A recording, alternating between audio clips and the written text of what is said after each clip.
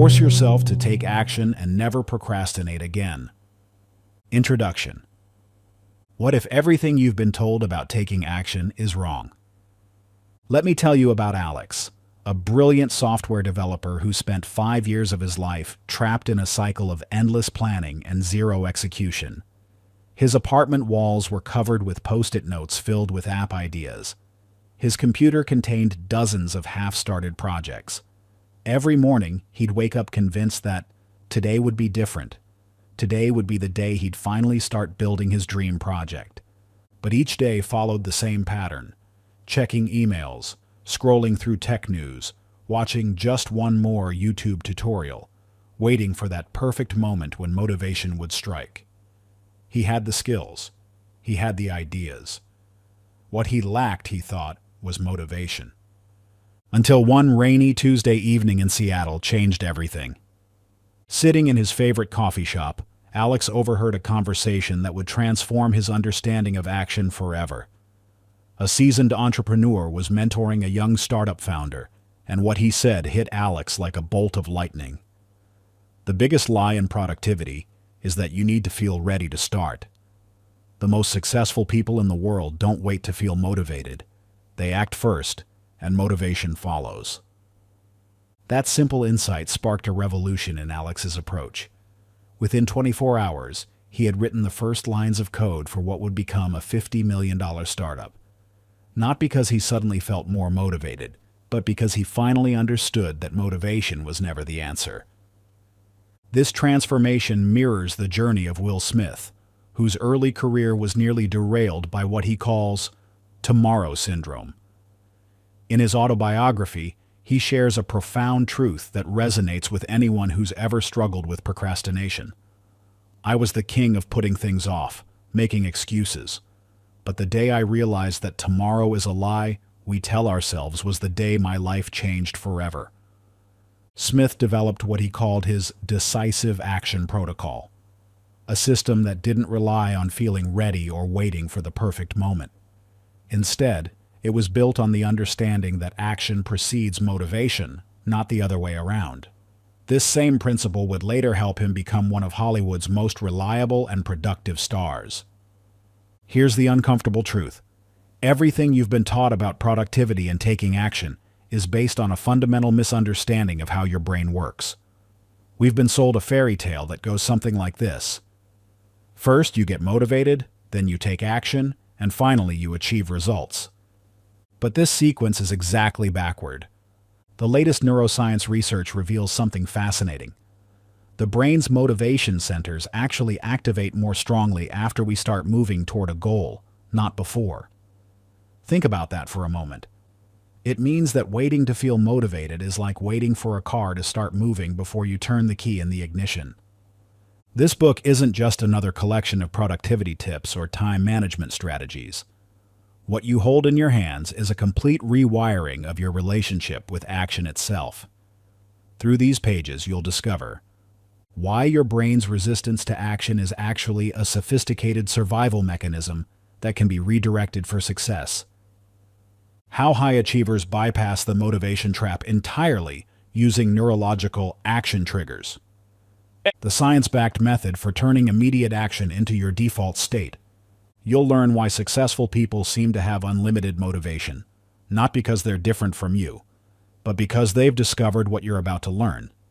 That action itself is the key that unlocks motivation, not the other way around. This isn't theory or wishful thinking. The principles in this book are backed by cutting-edge research in behavioral psychology and neuroscience. More importantly, they've been battle-tested by thousands of former procrastinators who have transformed into unstoppable action takers. By listening to this audiobook, you've already proven you're ready for transformation. You've taken the first step, not by waiting for motivation, but by taking action. That's significant. It shows you understand, perhaps instinctively, that change begins with movement. Your journey to becoming an action-oriented powerhouse begins now. Chapter 1. The Greatest Lie About Taking Action. Michael sat at his pristine desk on Sunday evening, surrounded by color-coded sticky notes and his favorite planning tools. The soft glow of his desk lamp illuminated his meticulously crafted weekly schedule, a masterpiece of productivity planning that had taken him 3 hours to perfect.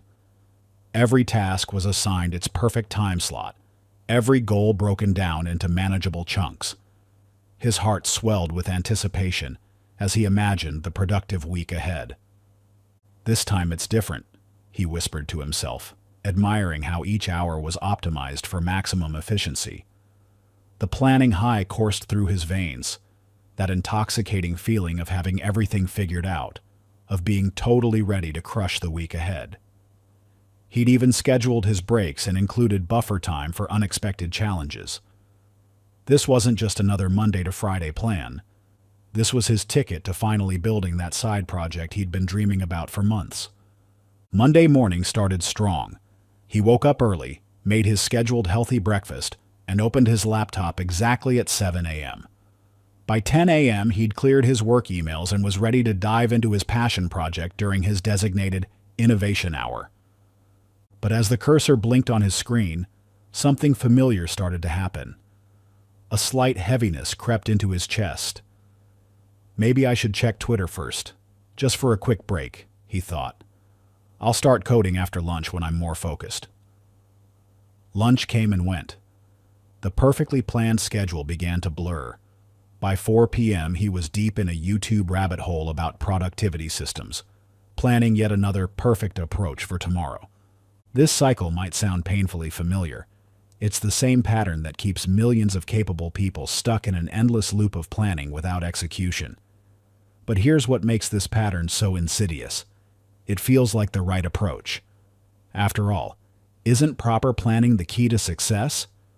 Don't we need to feel motivated before we can take meaningful action? This is where we encounter the greatest lie ever told about taking action: the belief that motivation must come first. Think of the prevailing wisdom about productivity and achievement. We're told to find our passion, get motivated, and then take action. This sequence seems logical, even obvious. It's why we buy motivational books, watch inspiring videos, and create elaborate plans. We're waiting for that surge of motivation to propel us into action. But this approach has it completely backward, and no one understands this better than Mel Robbins. In 2008, Robbins found herself at rock bottom, facing bankruptcy, struggling with depression, and unable to even get out of bed in the morning. Like many of us, she kept waiting for motivation to strike, for that magical moment when she'd finally feel ready to turn her life around. "I was the queen of hitting the snooze button," Robbins recalls. "Every night, I'd go to bed promising myself that tomorrow would be different. I'd feel motivated in the evening, planning all the things I'd do differently. But when morning came, that motivation was nowhere to be found." Her breakthrough came from an unexpected realization. Motivation itself was the problem. "Motivation is garbage," she famously declared in her TEDx talk. "It's never there when you need it most." This stark insight led her to develop the 5-second rule, not as a motivational tool, but as a way to bypass the need for motivation entirely. Robbins discovered what neuroscience now confirms. The brain's motivation centers activate more strongly after we begin moving toward a goal, not before. She started taking action in 5-second windows, not waiting to feel ready or motivated. The results were transformative. Within a few years, she went from bankruptcy to becoming one of the most successful motivational speakers in the world, with her books reaching millions of readers. The science behind this phenomenon is fascinating.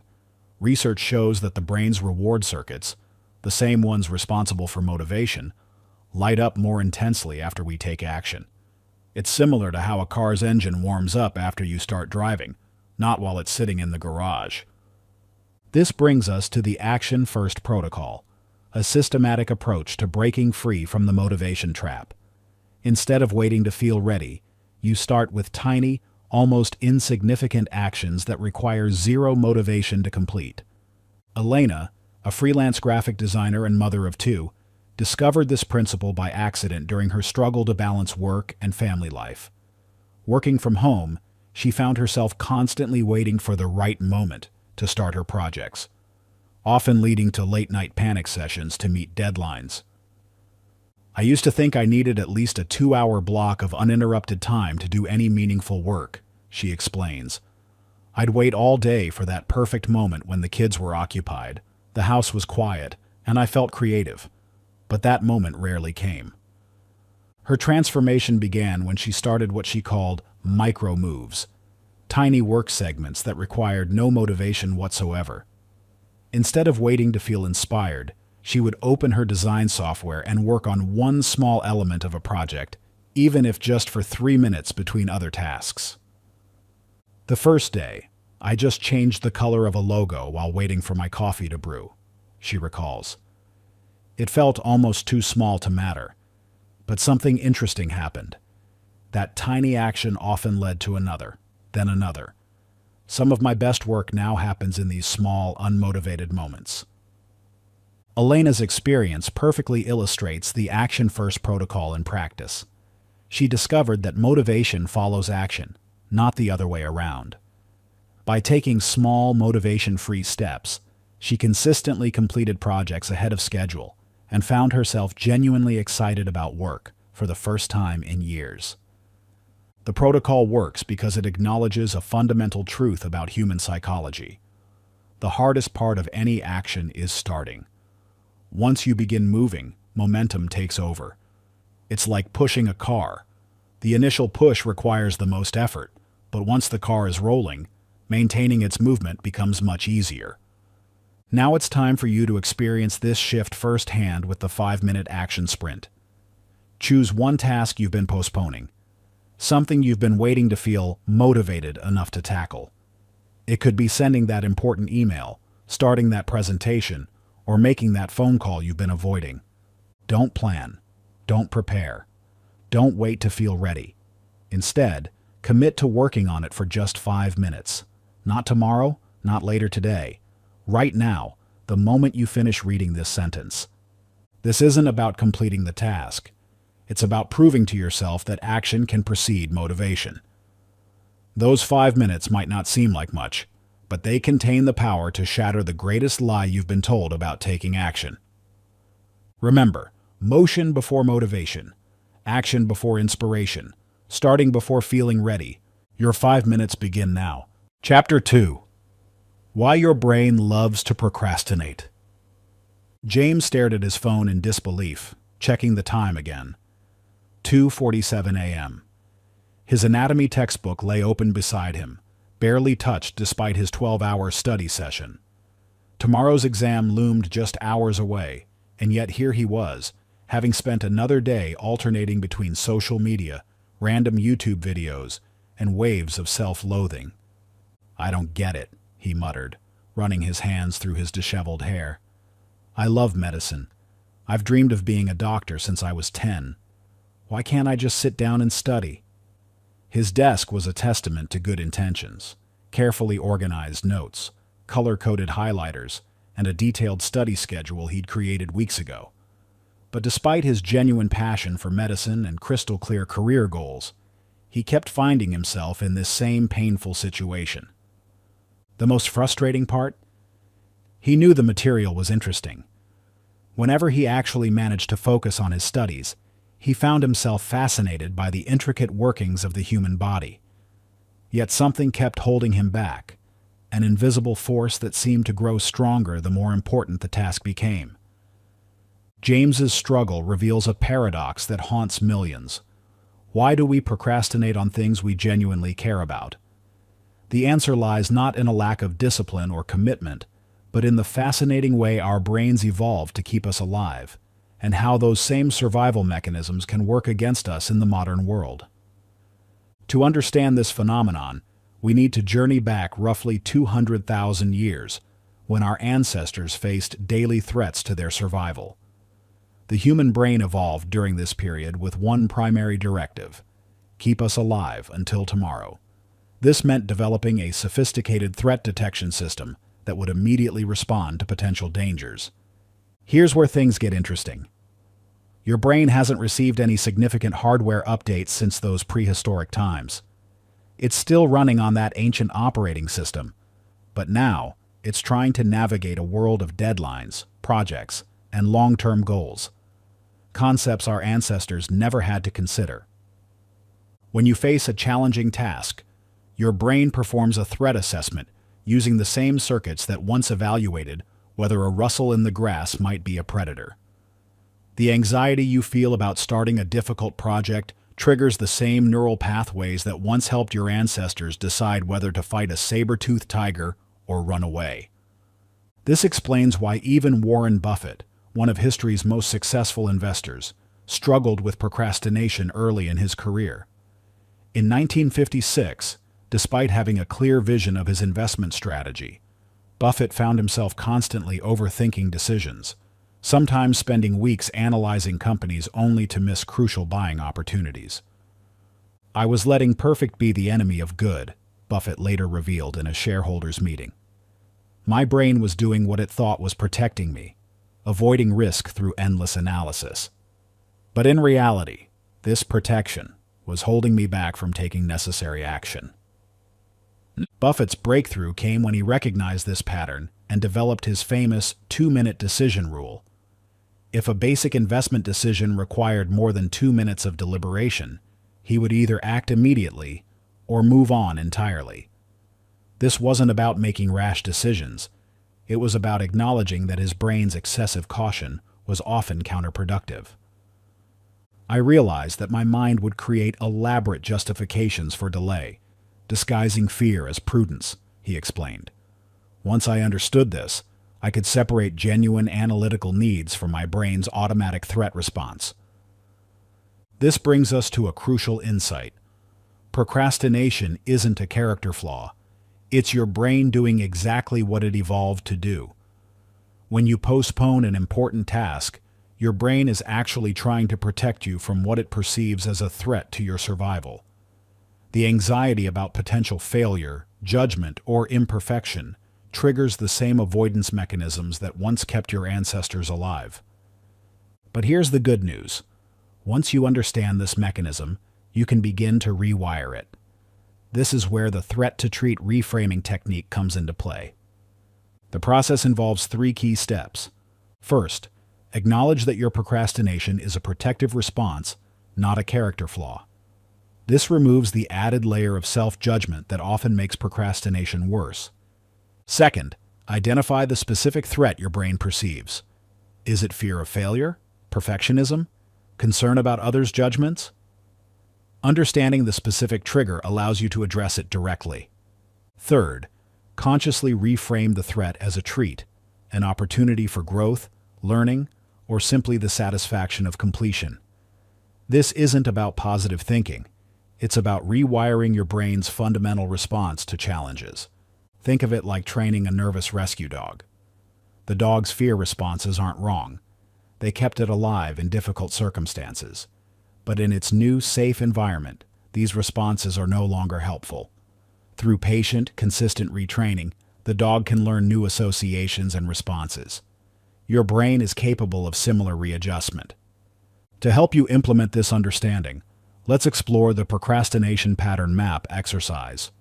Take a moment to identify 3 tasks you regularly procrastinate on. For each one, ask yourself, what specific sensation arises when you think about starting this task? What story does your brain tell you about what might go wrong?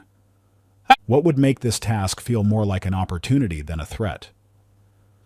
Understanding your unique procrastination patterns is the first step toward rewiring them.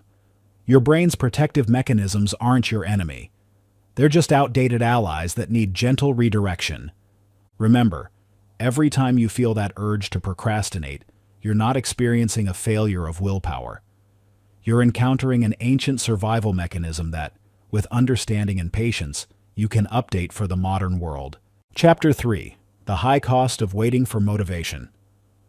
David's hands trembled as he stared at the email on his screen, its words burning into his retinas. "We regret to inform you that we've decided to go with another vendor." The $500,000 contract, the biggest opportunity of his small business career, had slipped through his fingers. Not because his company lacked capability, but because he'd waited for the perfect moment to prepare his pitch. For 3 weeks, he'd told himself he needed to feel ready to tackle the proposal. He'd waited for that surge of motivation, that perfect alignment of energy and inspiration that would magically produce his best work. But that moment never came, and now he sat in his office at 7 p.m. on a Tuesday, facing the consequences of his waiting game. The truth about motivation is both simpler and more brutal than most people realize. While you're waiting for motivation to strike, life isn't waiting at all. It's moving forward relentlessly, and with it go opportunities, relationships, and dreams, all sacrificed on the altar of someday. The cost of waiting for motivation extends far beyond mere missed opportunities. It compounds silently in the background of your life, accumulating interest like a toxic debt that comes due when you least expect it. This isn't just about procrastination. It's about the insidious belief that we need to feel a certain way before we can take action. Sarah Blakely, the founder of Spanx and the youngest self-made female billionaire in history, understood this principle early in her entrepreneurial journey. If I had waited until I felt completely ready, Spanx would still be a great idea in my head, she revealed in a 2021 interview. I was terrified. I had no business experience, no fashion experience, and definitely no manufacturing experience. But I knew that waiting for confidence was a luxury I couldn't afford. What's particularly striking about Blakely's story is how she handled the prototype phase of Spanx. Without any formal training, she spent her evenings cutting up pantyhose in her apartment, creating crude prototypes while still working her day job selling fax machines. I didn't wait until I felt motivated or inspired, she explains. I was often exhausted, uncertain, and honestly, sometimes pretty discouraged. But I made a deal with myself. Every single day, I would do at least one thing to move the business forward, regardless of how I felt. This approach, taking action regardless of emotional state, helped Blakely build a billion-dollar empire. But more importantly, it highlights a crucial truth. The cost of waiting for motivation isn't just measured in dollars and cents. It's measured in unrealized potential, in dreams deferred, and in the slow erosion of self-trust that occurs every time we break a promise to ourselves. To understand how to quantify these costs in your own life, let's look at Maya's story. A talented graphic designer, Maya had dreamed of launching her own online course teaching brand design for 5 years. She had the skills, the knowledge, and even a small following on Instagram. What she didn't have, she told herself, was the motivation to get started. I kept waiting to feel ready, Maya recalls.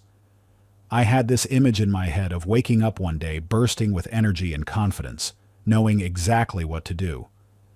That day never came. Everything changed when Maya implemented what I call the cost calculation framework. Here's how it works. First, she calculated the minimum monthly income she could generate from her course, $2,000, $20 students at $100 each. Over 5 years of waiting, that's $120,000 in lost potential income. Next, she factored in the opportunity cost. While she waited, 3 other designers in her network launched similar courses, building loyal student bases that could have been hers. Based on their public success, she estimated this cost at another $100,000. Then came the emotional cost. Maya rated her daily anxiety about not pursuing her dream at 7 out of 10. This constant background stress affected her sleep, her current work, and her relationships. While harder to quantify, she estimated this impact at $20,000 in therapy costs and lost productivity. Finally, she calculated the future cost. If she continued waiting another year, how much would that delay cost in terms of lost momentum, market position, and personal growth? She estimated another $50,000. Total cost of waiting, $290,000. And that's just in financial terms. This stark realization hit Maya like a physical force. Seeing those numbers on paper changed everything, she says. I realized I wasn't avoiding risk by waiting for motivation. I was actively choosing to lose hundreds of thousands of dollars and countless opportunities. Within a week of this calculation, Maya took her first concrete step. She outlined her course curriculum. No motivation required, just the clear understanding that waiting was costing her more than any potential failure ever could. The irony is, motivation did come, but only after I started taking action, Maya notes. Now I understand that motivation isn't the precursor to action. It's the reward for taking it. This brings us to a crucial point. Motivation is not a prerequisite for action. It's a result of it. When you wait for motivation to strike before moving forward, you're operating under a fundamentally flawed model of human behavior. Think of motivation like a warm shower. You might not feel the warm water immediately when you step in, but once you're in motion, the warmth follows. Action precedes motivation, not the other way around. The cost calculation framework isn't just about numbers. It's about creating emotional leverage for change.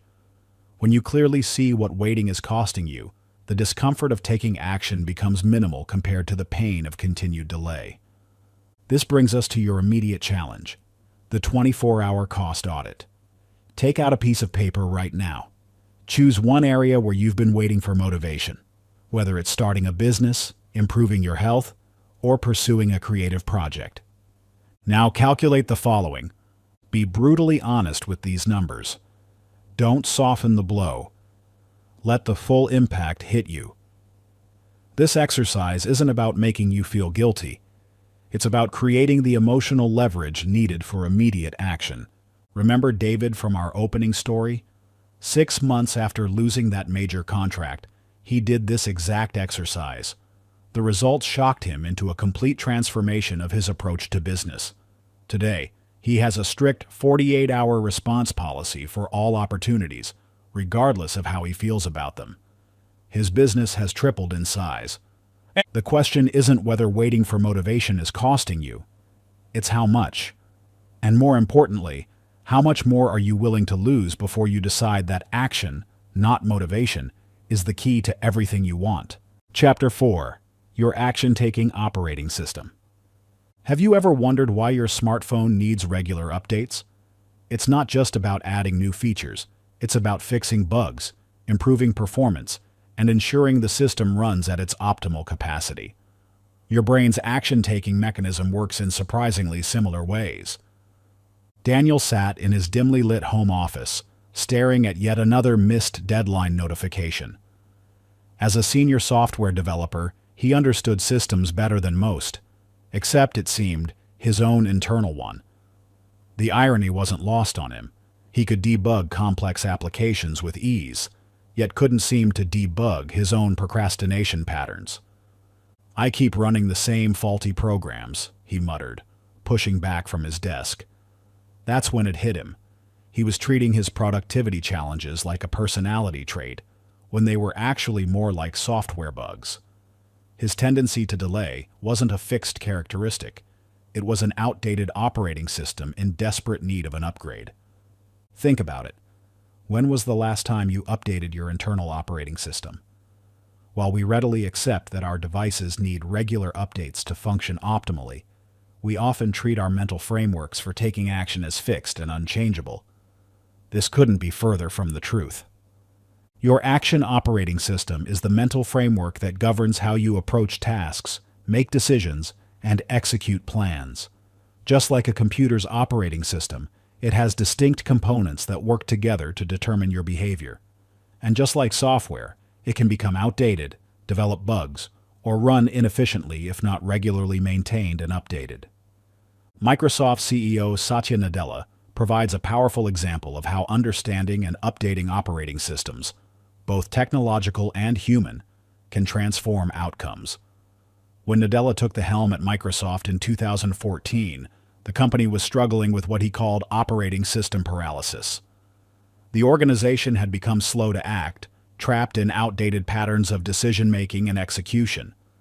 "We needed to fundamentally change how we processed and acted on information," Nadella shared during a 2019 leadership summit.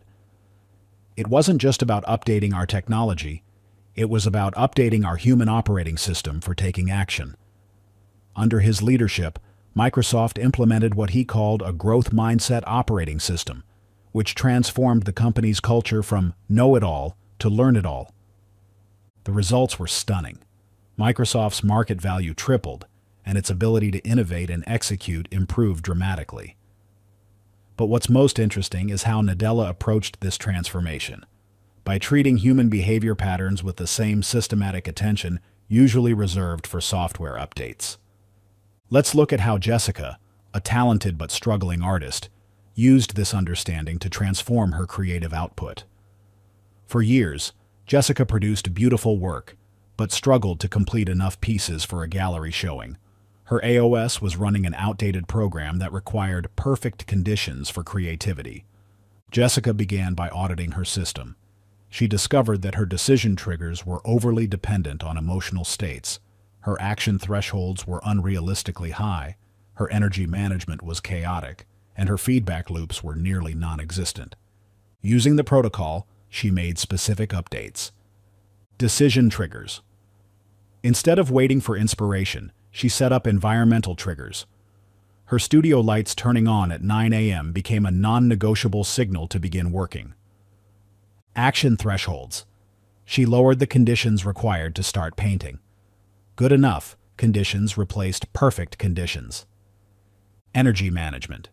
She identified her peak creative hours, early morning, and protected them fiercely for artistic work. Feedback loops. She implemented a daily review process, documenting what worked and what didn't in her creative process. The results were transformative. Within 6 months, Jessica had completed enough pieces for her first gallery showing. More importantly, she had developed a sustainable system for consistent creative output. The good news is that just like software, your AOS can be updated, but it requires conscious effort and systematic approach. You can't just wish for better performance. You need to actively install new patterns and test them in real-world conditions. This brings us to your first practical step, the action audit log. For the next 10 minutes, I want you to document your action patterns from the past 24 hours. Use these prompts. This exercise isn't about judgment. It's about gathering data. Think of yourself as a systems analyst, objectively observing how your current operating system functions. This information will be crucial as we move forward with more advanced upgrades in the coming chapters. Your current action operating system is the result of years of accumulated patterns and beliefs. Some of these serve you well, while others are like outdated code, creating unnecessary bugs in your performance. The key is to approach these patterns not as fixed traits, but as programmable systems that can be optimized and improved. As you complete your action audit log, pay particular attention to patterns that repeat across different situations. These recurring elements often indicate core features of your operating system that might need updating. Don't try to change everything at once. Like any good software update, improvements should be implemented systematically and tested thoroughly. Chapter 5. The Myth of Perfect Timing. The truth about perfect timing is that it doesn't exist. It's a myth as dangerous as it is seductive, promising a magical moment when everything will align, when you'll feel completely ready, when conditions will be optimal, when success will be guaranteed. But here's what successful people understand. That moment never comes. Consider Jeff Bezos's pivotal decision in 1994. As a successful Wall Street executive, he came across a startling statistic. The internet was growing at 2,300% annually. The obvious opportunity made his pulse race, but by conventional wisdom, the timing was terrible. He had a secure job, was on track for a substantial bonus, and the internet was still considered a risky, unproven medium for business. The timing wasn't perfect when Bezos left his job. Amazon's early years were filled with uncertainty, skepticism from investors, and countless technical challenges. But Bezos understood something crucial. The cost of waiting for perfect timing usually exceeds the cost of taking imperfect action. This brings us to a revolutionary concept I call time neutrality, the practice of making decisions based on opportunity cost rather than perfect conditions. Time neutrality isn't about ignoring timing completely.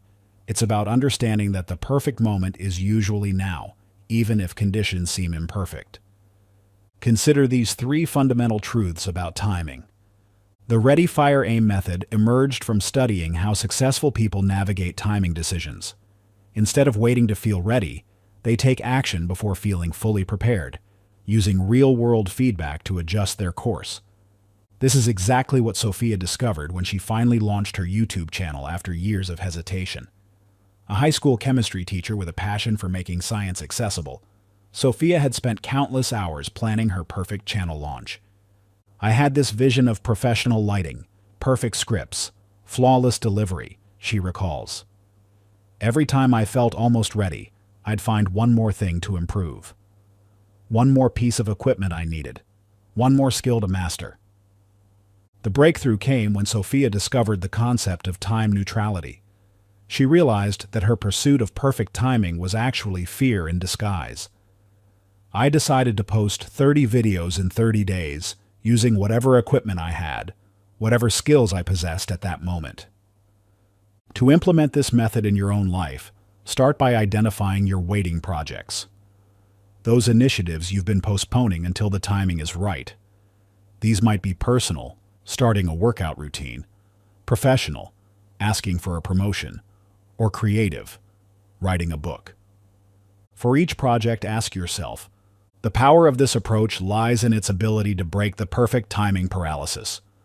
When you take action before feeling ready, you discover that readiness often follows action, not the other way around.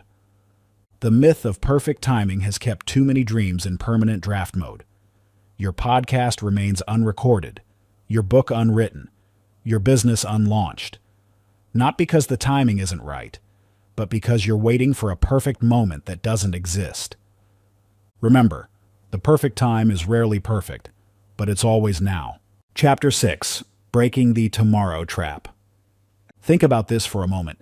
How many times did you say, "I'll do it tomorrow," in the past week? Research from the University of Pennsylvania shows that the average person uses this phrase approximately 2,190 times per year. That's 6 times every single day, each instance representing a tiny withdrawal from their bank of self-trust. Ryan, a marketing executive in Chicago, discovered this harsh truth when he decided to track his own tomorrow statements for 1 week. Armed with a simple note-taking app on his phone, he logged every instance of pushing tasks to tomorrow. The results left him stunned. Monday morning, "I'll start that report tomorrow." Monday afternoon, "I'll call back that client tomorrow." Monday evening, "I'll definitely hit the gym tomorrow," Ryan recounted, shaking his head. By the end of just 1 week, I had logged 105 tomorrow promises. That's 15 times per day I was lying to myself and others. Ryan's story mirrors a pattern I've observed in thousands of people struggling to take consistent action. The tomorrow trap isn't just about procrastination. It's a sophisticated form of self-deception that creates a dangerous cycle of delayed action and eroded self-trust. To understand why this trap is so powerful, we need to look at what happens in your brain when you say, tomorrow. Neuroscience shows that each time you push a task to tomorrow, your brain experiences a small hit of relief. This temporary relief acts like a reward, reinforcing the habit of delay. It's similar to how a smoker feels momentary relief when lighting up, even though they know it's harmful in the long run. Arnold Schwarzenegger, who built success across multiple domains, from bodybuilding to acting to politics, understood this mechanism intuitively.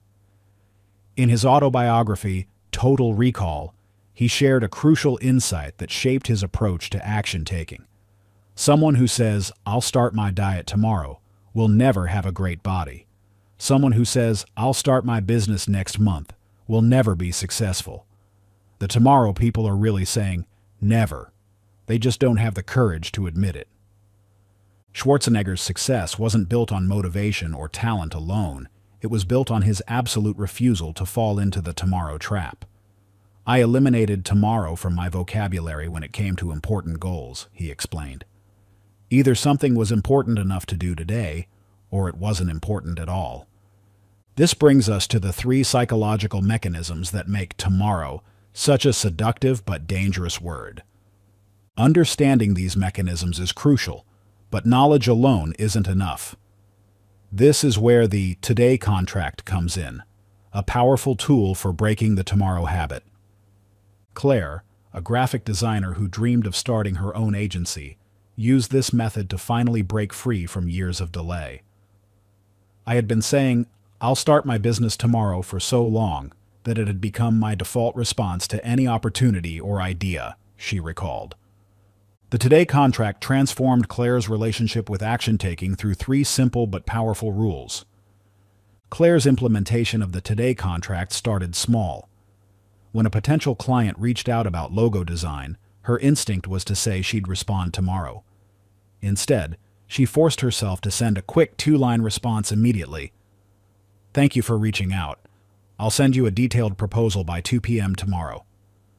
The difference seems subtle, Claire explained, but it was revolutionary for me. Instead of a vague tomorrow promise, I had made a specific commitment, and by taking immediate action, even just sending that quick response, I broke the pattern of delay. Within 3 months of implementing the Today Contract, Claire had launched her agency, secured 5 regular clients, and developed a reputation for reliability that set her apart from competitors. The most surprising thing wasn't the external success, she noted, but how differently I felt about myself. Each time I chose today over tomorrow, I rebuilt trust with myself. This brings us to the practical application of the Today Contract in your life. The first step is becoming aware of your tomorrow patterns. For the next 24 hours, I want you to track every instance where you're tempted to say or think tomorrow. You'll likely be shocked by how often this happens. The next step is implementing the 3-part response protocol. Let's look at how this plays out in real situations. Instead of, "I'll start exercising tomorrow," convert to, "I'll do 5 push-ups right now and schedule a gym session for 6 p.m. tomorrow." Instead of, "I'll call that client back tomorrow." Convert to, "I'll send a quick text now saying I'll call at 10 a.m. tomorrow." Then immediately schedule it. Instead of, "I'll start my project tomorrow." Convert to, "I'll spend 10 minutes outlining the first step right now." The key is breaking the automatic tomorrow response and replacing it with immediate action, no matter how small. This builds what I call action momentum, the tendency for small actions to naturally lead to larger ones. Your first action step is simple but crucial. Take out your phone or a notebook right now and write down the first tomorrow statement you catch yourself making. Then, apply the Today Contract principles to convert it into immediate action. The tomorrow trap has held you back long enough. It's time to embrace the power of today. Chapter 7. The 5 Action Blockers. Tom sat at his desk, surrounded by a small library of productivity books, their spines cracked from frequent reading. Post-it notes covered his monitor, each displaying a different motivational quote or productivity hack. His calendar was perfectly organized, his goals were smart, and his vision board was prominently displayed. Yet here he was again, frozen in inaction, watching another crucial deadline approach.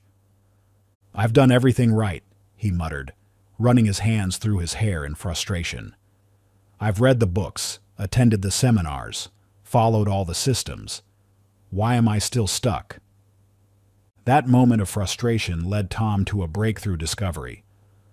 What he had always labeled as procrastination was actually 5 distinct psychological barriers operating beneath his awareness. Each of these action blockers required a completely different approach to overcome. Understanding these 5 action blockers is crucial because they explain why generic productivity advice often fails. It's like trying to treat 5 different illnesses with the same medicine. It might help one condition, but leave the others untouched, or even make them worse. Tim Ferriss, best-selling author and entrepreneur, faced this exact challenge while writing The 4-Hour Workweek. In a revealing interview, he shared how identifying these specific blockers transformed his approach to writing. "I kept beating myself up for procrastinating, But once I understood these distinct patterns of resistance, everything changed. Each blocker required its own strategy, its own counterattack. Let's break down these 5 action blockers and understand their unique signatures. This isn't just general anxiety. It's a specific fear response that manifests in seemingly logical delays.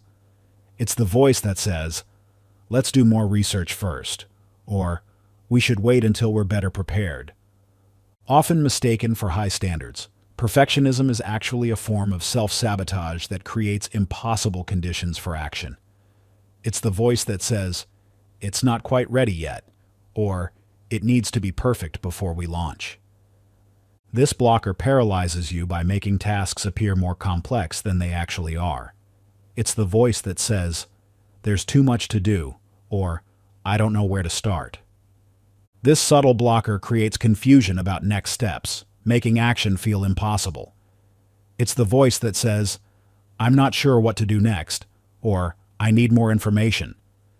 This blocker manifests as physical and mental fatigue, making action feel impossibly draining. It's the voice that says, "I'm too tired right now," or "I'll have more energy later." Tim Ferriss shared how he developed specific counters for each blocker. For fear of failure, I started using what I call failure preemption. I would intentionally plan for failure scenarios and create contingency plans. This transformed fear from a paralyzing force into a planning tool.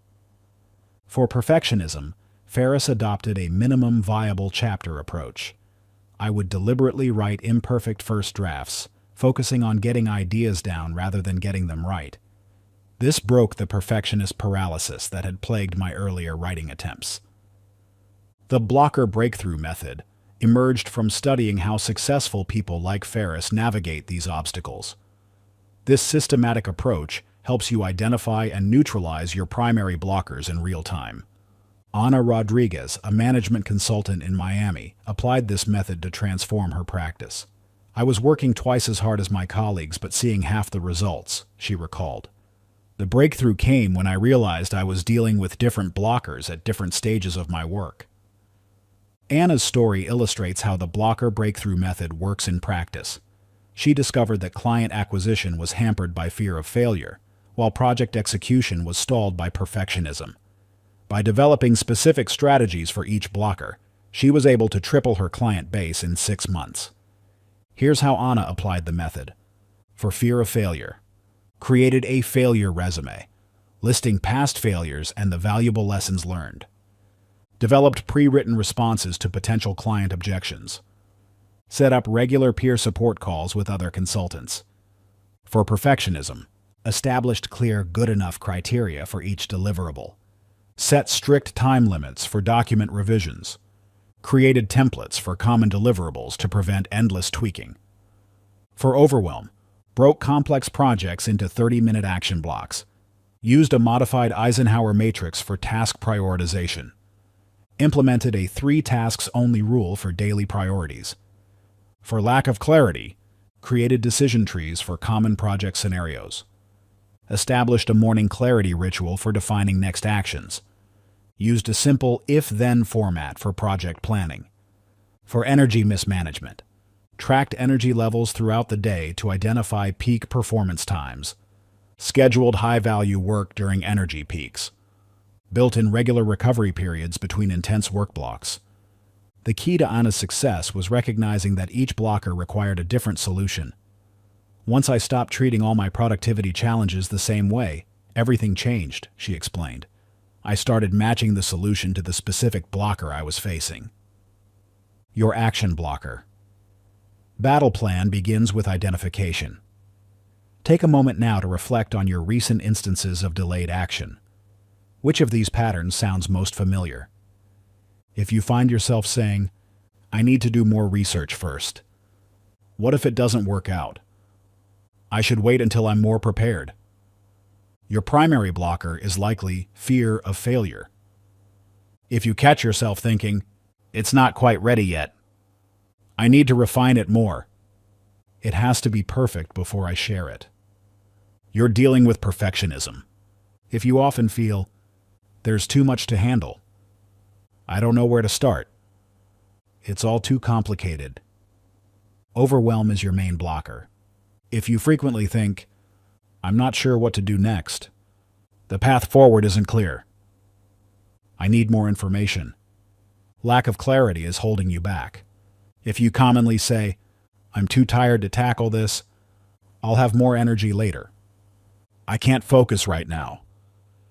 Energy mismanagement is your challenge. The power of identifying your specific blockers lies in the ability to apply targeted solutions.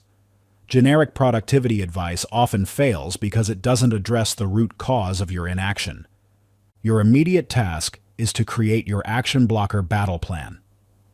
Take out a piece of paper or open a new document. First, identify your top 2 blockers by reviewing recent instances where you've delayed important actions. Then, for each blocker, write down. This becomes your personal reference document, a tactical guide for maintaining momentum when you hit these invisible walls. Chapter 8. Rewiring your decision-making circuit. The human brain is a marvel of complexity, but sometimes this sophistication works against us. In a recent study, chronic procrastinators' brains showed distinctly different activation patterns in the prefrontal cortex, the brain's decision-making center, compared to consistent action takers. This revelation would prove transformative for Marcus, a designer whose business was crumbling under the weight of his inability to make timely decisions. Marcus had built a solid reputation for his creative work, but his business was struggling because he couldn't decide which clients to take on, how to price his services, or when to expand his operations. I would spend hours researching every possible angle of a decision, he recalled. By the time I finally decided, the opportunity had usually passed. His turning point came when he learned about these principles and realized his decision-making circuit wasn't broken. It just needed rewiring. Understanding how his brain processed decisions allowed Marcus to develop specific strategies to overcome his neural patterns. Within 6 months, he had transformed his freelance operation into a thriving agency with 5 employees. Once I understood that my brain was literally wired for overthinking, I could take steps to create new neural pathways, he explained. It wasn't about trying harder. It was about training my brain to process decisions differently. The science behind decision-making reveals why traditional advice like just decide faster or trust your gut often fails to create lasting change. Our brains develop decision-making patterns through years of reinforcement, creating neural pathways that become our default operating system. The good news is that these pathways can be rewired through targeted practice and understanding. This is where the concept of decision velocity becomes crucial. Decision velocity isn't about making hasty choices. It's about optimizing your brain's decision-making circuit to process information and reach conclusions more efficiently. Think of it like upgrading your computer's processor. The same information comes in, but it's handled more effectively and produces results faster. Elon Musk's approach to decision-making provides a masterclass in developing high decision velocity. In a revealing interview about his early days at Tesla and SpaceX, Musk shared how he developed his first principles method for cutting through decision paralysis. When faced with complex decisions, people tend to reason by analogy, which essentially means copying what others have done with slight variations, Musk explained. But reasoning from first principles means breaking down a situation into its fundamental truths and then reasoning up from there. Musk's method proved particularly powerful when he needed to decide whether to launch Tesla's first vehicle as a high-end sports car rather than a more practical family car. By breaking down the decision to its fundamental elements, technology costs, market dynamics, and brand positioning, he could move past the traditional auto industry wisdom and make a bold decision that ultimately proved correct. The key insight from Musk's approach isn't just about the method itself, but about how he trained his brain to process decisions differently. Every time you force yourself to reason from first principles, instead of falling back on established patterns, you're literally creating new neural pathways, he noted. Over time, this becomes your default way of thinking. This understanding of neuroplasticity, our brain's ability to form new pathways through repeated practice, is central to developing higher decision velocity. When you consistently engage in rapid, structured decision-making, you're not just making individual choices, you're training your brain to process decisions more efficiently. The 3-2-1 decision protocol emerged from this understanding of neural rewiring. This protocol provides a structured approach to making decisions quickly while ensuring quality outcomes. The method breaks down complex decisions into 3 core elements, requires 2 contrasting perspectives, and demands 1 immediate action step. Rachel Wong's story illustrates the transformative power of this protocol. After spending 3 years planning and researching her online fitness business, Rachel found herself no closer to launching than when she started. "I had spreadsheets full of data, market research reports, and competitor analyses," she recalled.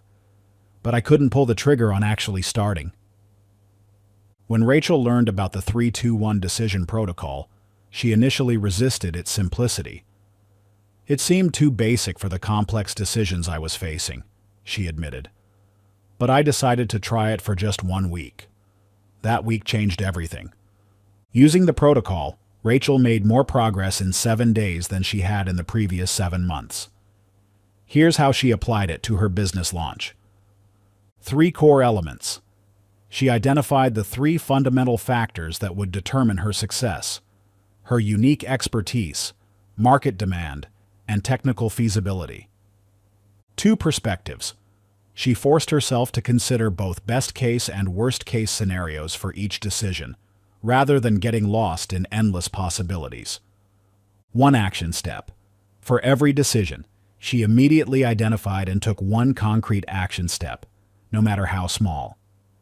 "The protocol didn't just help me make decisions, it rewired how I think about decision-making," Rachel explained.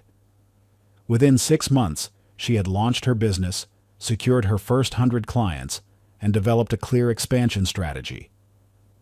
"The decisions I agonized over for years now take me minutes or hours at most."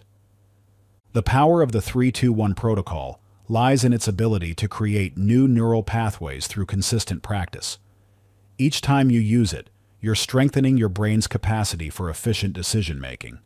The protocol works because it provides enough structure to prevent analysis paralysis while maintaining enough flexibility to handle complex decisions.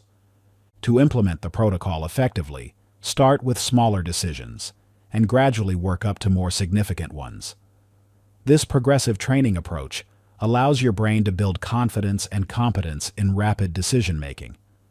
Think of it like building a muscle. You don't start with the heaviest weights, but gradually increase the load as your strength improves. The Quick Decision Challenge serves as your first training session in developing higher decision velocity. In the next 5 minutes, you'll make 10 decisions about your immediate future. These decisions don't need to be life-changing. The goal is to practice making clear choices quickly. Take out a piece of paper or open a notes app. You'll receive 10 prompts, and you must decide within 30 seconds for each one. Don't worry about making the perfect choice. Focus on making a clear decision quickly. The challenge begins now. After completing the challenge, reflect on how it felt to make rapid decisions. Notice any resistance or discomfort. These feelings. Chapter 9. The 3-second action rule. The air was thick with tension at the 2008 Beijing Olympics as Michael Phelps stood behind the starting block. In that moment, as he would later reveal, his entire career, all the years of training, all the sacrifices, all the dreams, condensed into a critical 3-second window. People see the race, the dive, the strokes, Phelps shared. But what they don't see is that tiny moment between hearing the starter and taking action. That's where champions are made. This wasn't just about swimming. Phelps had discovered something fundamental about human performance, a truth that would revolutionize our understanding of action-taking. In those 3 seconds between stimulus and response, between thought and action, lies the difference between excellence and mediocrity, between achieving our dreams and forever wondering, what if? What Phelps intuited through experience, neuroscience has now confirmed. our brains have a critical 3-second window for taking action before our internal resistance mechanisms activate. This discovery explains why some people seem to effortlessly take action, while others remain stuck in perpetual preparation. Think about the last time you had a clear impulse to do something important. Make that call, start that project, have that difficult conversation. What happened in the seconds immediately following that thought? If you're like most people, you probably felt a brief moment of clarity and motivation, followed quickly by doubts, reasons to delay, or sudden distractions. This isn't a character flaw. It's your brain's ancient survival mechanism doing exactly what it evolved to do: protect you from potential threats by encouraging careful consideration before action. But in our modern world, this otherwise helpful mechanism often works against us. The threats we face today aren't predators or physical dangers. They're missed opportunities, unfulfilled potential, and the slow erosion of our dreams through inaction. This is where the 3-second rule becomes transformative. Navy SEAL Commander Jocko Willink understands this principle better than most. In his extensive combat experience, he observed that the difference between success and failure often came down to immediate action taking. In combat, you don't have the luxury of waiting for perfect conditions or complete information, Willink explains. You have to take action in the face of uncertainty. The longer you wait, the more likely things are to go wrong. Willink's concept of extreme ownership of the immediate moment aligns perfectly with the neuroscience of the 3-second rule. When you take ownership of those crucial 3 seconds, you bypass your brain's resistance mechanisms before they can fully activate. This isn't about being reckless. It's about recognizing that in most situations, immediate imperfect action beats perfect delayed action. The 3-second activation protocol consists of 3 key elements. First is recognition, learning to identify actionable thoughts when they occur. These are the moments when you have a clear impulse to do something that would move you toward your goals. The key is distinguishing these productive impulses from random thoughts or distractions. Second is immediate physical movement. Within 3 seconds of recognizing an actionable thought, you must make a physical movement toward taking action. This could be as simple as opening your laptop, picking up your phone, or standing up from your chair. The physical movement triggers what psychologists call behavioral commitment. Once you start moving, you're much more likely to continue. Third is momentum maintenance. Once you've initiated action, focus solely on maintaining forward movement, no matter how small. Don't worry about perfection or completion. Just keep taking the next small step. The 3-second revolution challenge is designed to help you build this skill through consistent practice. For the next week, commit to responding to every actionable thought within 3 seconds, when safe and appropriate to do so. Keep a simple note on your phone or a small notebook where you track each instance. Don't worry about success or failure. Focus on building awareness of these crucial moments and your response to them. Each evening, take a moment to reflect on your experiences. Notice patterns in when you succeed and when you hesitate. Pay attention to how different types of actions trigger different levels of resistance. Most importantly, observe how your relationship with action-taking begins to shift as you build this new habit. Remember, the goal isn't to make hasty decisions or act impulsively. The goal is to eliminate the gap between deciding and doing, to stop letting good intentions die in the quicksand of delay. As Phelps discovered on that starting block in Beijing, excellence isn't about waiting for the perfect moment. It's about seizing the moment you have. Chapter 10. Environment Design for Instant Action. Kevin stood in his office doorway, a mix of disbelief and revelation on his face. Just 7 days earlier, he'd been drowning in unfinished projects and missed deadlines, despite his role as a senior tech executive at a Fortune 500 company. Now, his task completion rate had tripled, and for the first time in years, he felt in control of his workflow. The catalyst for this transformation wasn't another productivity app or time management system. It was a simple reorganization of his physical workspace. "I had this moment of clarity," Kevin shared. "I realized my environment was making most of my decisions for me. Every time I sat down to work on something important, my space was silently nudging me toward distraction or procrastination.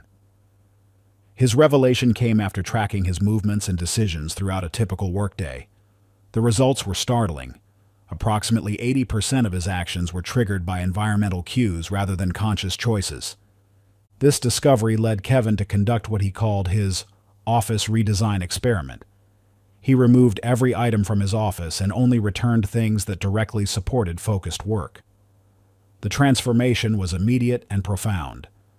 Without the usual environmental friction, taking action became his default state rather than something he had to force himself to do. Your environment is not neutral. Every space you occupy is either working for or against your goals. This principle, which I call action architecture, explains why you might feel productive in a coffee shop but scattered at home, or focused in the morning but distracted by afternoon. Your surroundings are constantly sending signals that either trigger or inhibit action. James Clear, author of Atomic Habits, discovered this truth while writing his best-selling book. "I used to think writing was about willpower and discipline," he told me during our conversation. "But when I completely redesigned my workspace to make writing the path of least resistance, the words started flowing naturally. The environment was doing the heavy lifting for me." Clear's experience highlights a fundamental truth about human behavior. We consistently underestimate how much our surroundings influence our actions. Research from the field of environmental psychology shows that up to 90% of our daily behaviors are triggered by environmental cues rather than conscious decisions.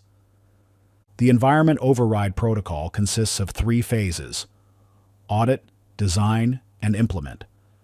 In the audit phase, you track your movements and decisions throughout your typical day, noting where environmental factors either support or hinder your desired actions. Pay particular attention to transition points, moments when you need to switch from one type of task to another. During the design phase, you create a detailed plan for optimizing your space based on your audit findings. This includes mapping out your energy zones, identifying and eliminating friction points, and planning the placement of visual triggers. The goal is to make your desired actions as easy as possible, while making undesired actions require extra effort. The implementation phase involves making the physical changes to your environment and establishing new routines that leverage these changes. This might include reorganizing your workspace, adjusting lighting and temperature controls, or creating new storage systems. Your digital environment deserves equal attention in this process.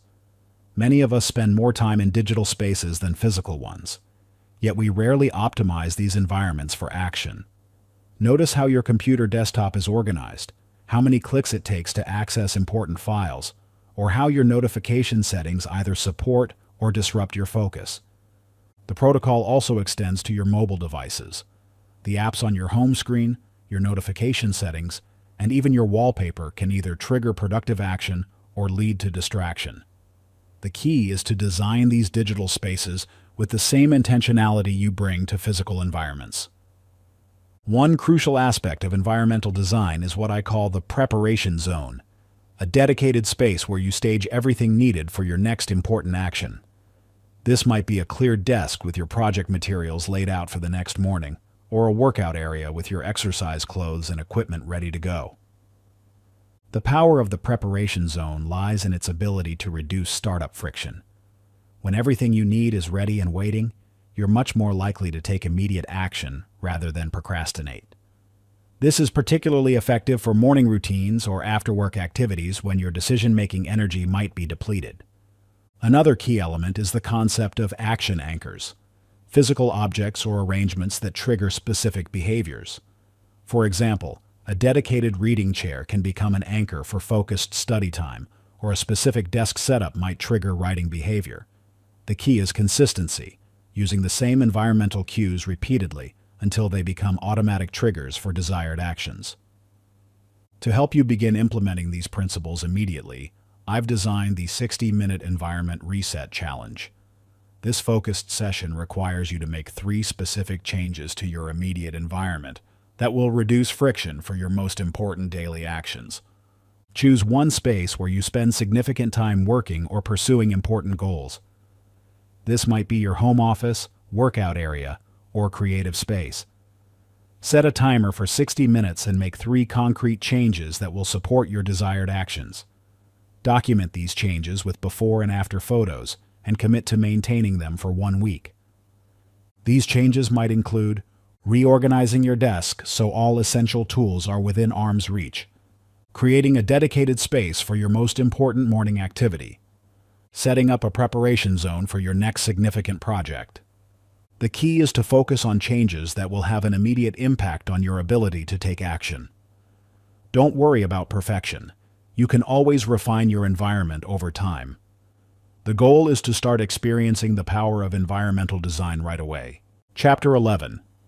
Energy Management versus Time Management. David sat in his meticulously organized office, staring at his perfectly crafted schedule with a mix of frustration and defeat.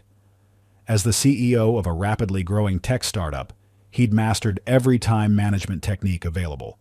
His calendar was a work of art, broken down into 15-minute increments. His task lists were prioritized with military precision. Yet despite this apparent mastery of time, he still found himself procrastinating on crucial projects and feeling perpetually exhausted. I was doing everything right according to every productivity book I'd read, David later shared. But I kept hitting this invisible wall. Some days, even with a clear schedule and important deadlines, I couldn't make myself take action.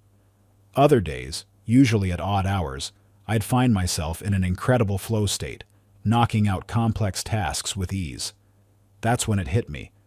I wasn't having a time management problem.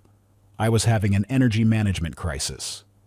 This realization marked the beginning of a fundamental shift in how David approached productivity and action-taking. Instead of forcing himself to work on important tasks during his designated time blocks, he began tracking his energy levels throughout the day. The patterns he discovered transformed his entire approach to work and led to a 40% increase in his productive output while actually working fewer hours. Time management, while important, is only half the equation when it comes to taking consistent action. You can have all the time in the world, but without the right energy, you'll still find yourself procrastinating or producing subpar results. This is why so many traditional productivity systems fail. They focus exclusively on when you should do something, without thinking whether you'll have the energy to do it effectively. Tony Robbins, who has coached world leaders and top performers for over 4 decades, shared a profound insight during our conversation about this topic. People come to me thinking they need better time management, he said. But what they really need is better energy management. Time is finite. We all get the same 24 hours. Energy, however, can be expanded, contracted, and most importantly, optimized. When you learn to manage your energy first, time management becomes almost effortless. Robbins went on to describe how his famous morning priming routine, a combination of breathing exercises, cold exposure, and intentional movement, wasn't developed for time efficiency, but for energy optimization. Before I do anything else, I focus on getting my energy right. Because I know that if my energy is low or scattered, no amount of time management will help me take powerful action. This brings us to the Energy First framework, which breaks down human energy into 4 distinct but interconnected types: physical, emotional, mental, and spiritual. Understanding and optimizing each type is crucial for consistent action-taking. Physical energy forms the foundation of all action. It's not just about being awake or asleep. It's about the quality of energy available to your body at any given moment. This includes factors like nutrition, sleep quality, movement patterns, and breathing. When your physical energy is optimal, taking action feels natural and effortless. When it's depleted, even simple tasks can feel overwhelming. Emotional energy relates to your feeling states and their impact on your ability to take action. This encompasses everything from motivation and confidence to anxiety and resistance. Your emotional energy can either amplify or dampen your physical energy, making it a crucial factor in overcoming procrastination. Mental energy involves your cognitive resources, your ability to focus, make decisions, and think creatively. This type of energy is particularly finite, which is why many people find themselves procrastinating on important tasks later in the day, even if they have physical energy available. Spiritual energy connects to your sense of purpose and meaning. It's the energy that comes from knowing why you're taking action and how it aligns with your larger goals and values. When spiritual energy is high, you can overcome significant physical, emotional, or mental energy deficits through sheer sense of purpose. Nina's story perfectly illustrates how understanding and applying these energy principles can transform your ability to take action. As a marketing manager with dreams of starting her own consulting business, Nina initially tried to launch her side venture by carving out time blocks in her already packed schedule. Despite her best efforts, she found herself consistently procrastinating during these designated work periods. "I was trying to force myself to work on my business every evening after my day job," Nina explained. "But I was completely ignoring the fact that by 7 p.m., my mental energy was usually depleted from a full day of meetings and decision-making. I had the time, but I didn't have the right kind of energy for strategic work." Everything changed when Nina discovered the personal energy matrix, a tool for mapping different types of energy throughout the day and matching tasks to optimal energy states. She began tracking her energy patterns and made a surprising discovery.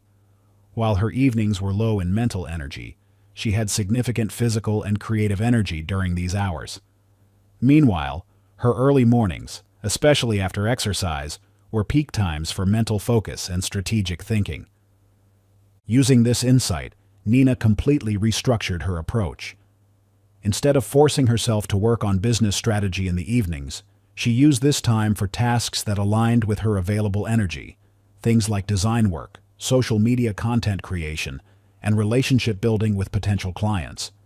She shifted her strategic planning and complex problem solving to early morning sessions, working for just 90 minutes before her day job when her mental energy was at its peak. The results were remarkable. Within 6 months, Nina had built enough momentum in her consulting business to transition to it full-time. "The key wasn't finding more time," she reflected. "It was understanding and working with my energy patterns instead of against them."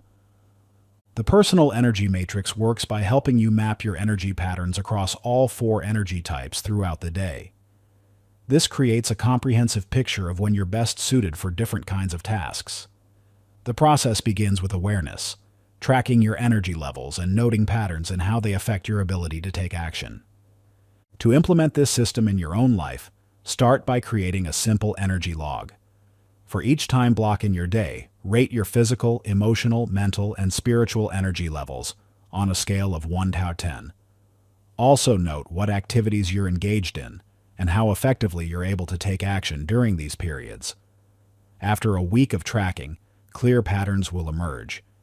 You might discover, for instance, that your mental energy peaks in the morning but crashes after lunch, or that your emotional energy is highest after exercise. You might find that certain types of meetings drain your spiritual energy, while others replenish it. These insights become powerful tools for planning when to tackle different types of tasks. The next step is to categorize your most important activities based on the type of energy they primarily require. Strategic planning, for instance, demands high mental energy. Creative work often requires a combination of emotional and mental energy. Physical tasks, naturally, depend primarily on physical energy. Building relationships might draw more on emotional and spiritual energy. Once you understand both your energy patterns and the energy requirements of your tasks, you can begin matching them strategically. This is where the real power of energy management reveals itself. Instead of forcing yourself to work against your natural energy rhythms, you align your activities with your energy peaks. This approach also helps explain why traditional time management often fails to prevent procrastination. When you schedule a task without considering the energy it requires, you're essentially setting yourself up for failure. It's like trying to run a marathon immediately after completing a triathlon. You might have the time available, but you won't have the energy necessary for optimal performance. The Energy First framework also introduces the concept of energy investment versus energy expenditure. Some activities, like exercise or meditation, might seem to take energy in the moment, but actually generate more energy in the return. Other activities might seem passive, but actually drain significant energy reserves. Understanding this dynamic helps you make better decisions about how to use your available energy and how to replenish it effectively. To help you begin implementing these principles immediately, I've designed the 7-day energy tracking journal exercise. This simple but powerful tool will help you create your own personal energy matrix and begin making energy-conscious decisions about when to take action. For the next week, keep a simple journal noting your energy levels and patterns. 3 times each day, morning, afternoon, and evening, rate your physical, emotional, mental, and spiritual energy levels. Note what activities you've engaged in and how they've affected your energy state. Pay particular attention to times when you find yourself naturally taking action versus procrastinating. This isn't about judging your patterns or forcing yourself to change them immediately. The goal is simply to become aware of your natural energy rhythms and how they impact your ability to take action. This awareness alone will begin to transform how you approach productivity and task management. Remember, the key to consistent action taking isn't managing time better, it's managing energy better. When you align your actions with your natural energy patterns, procrastination begins to dissolve, and taking action becomes your default state. Chapter 12. The Power of Micro-Commitments.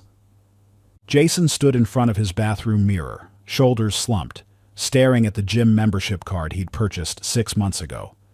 Like the 3 cards before it, this one had barely seen the light of day.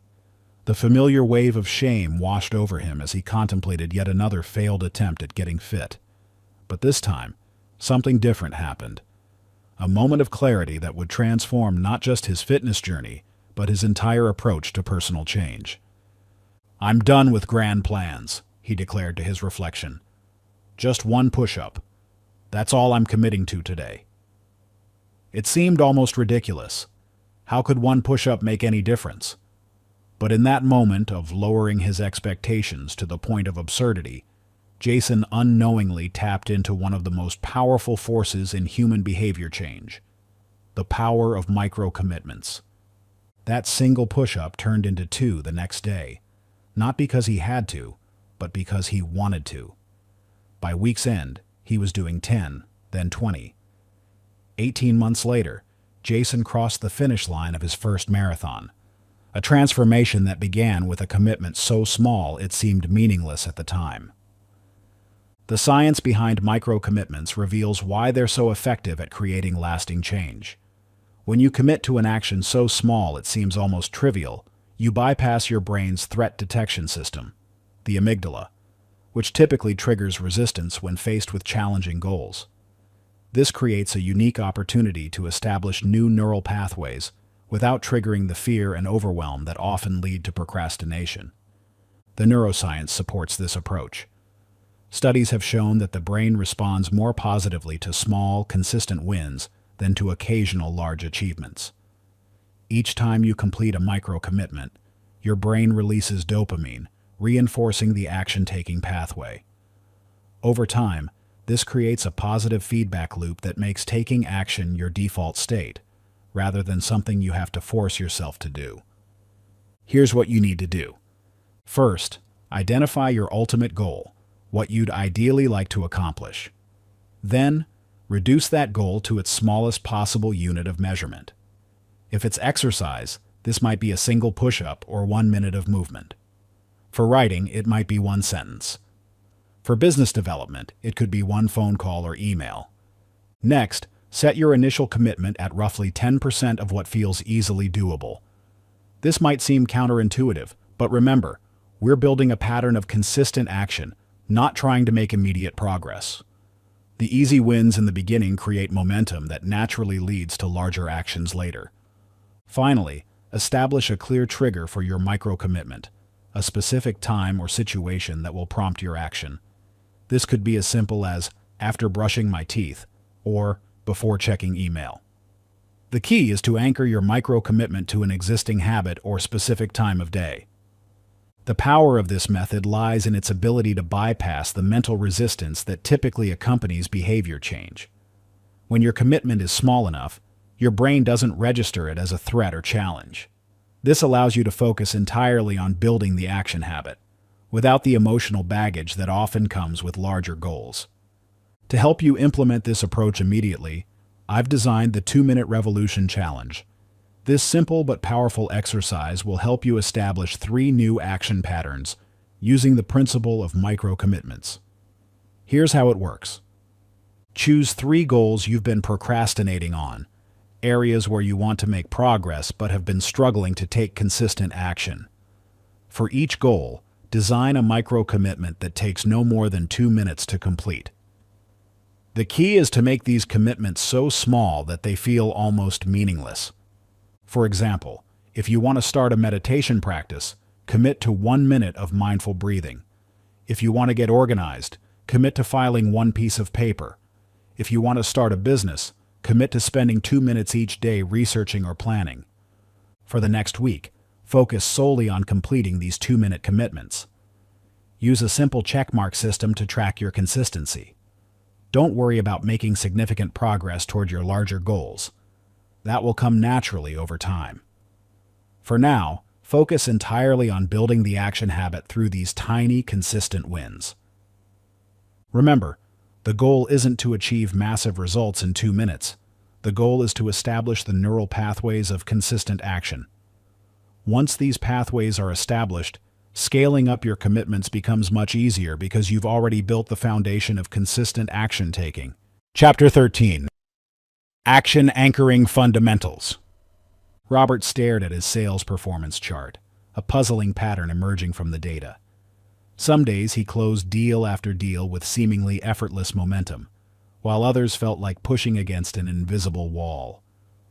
What made the difference? The answer came to him one morning as he sat at his favorite coffee shop, reviewing his numbers for the 100th time. His best days always, without exception, followed his morning coffee ritual.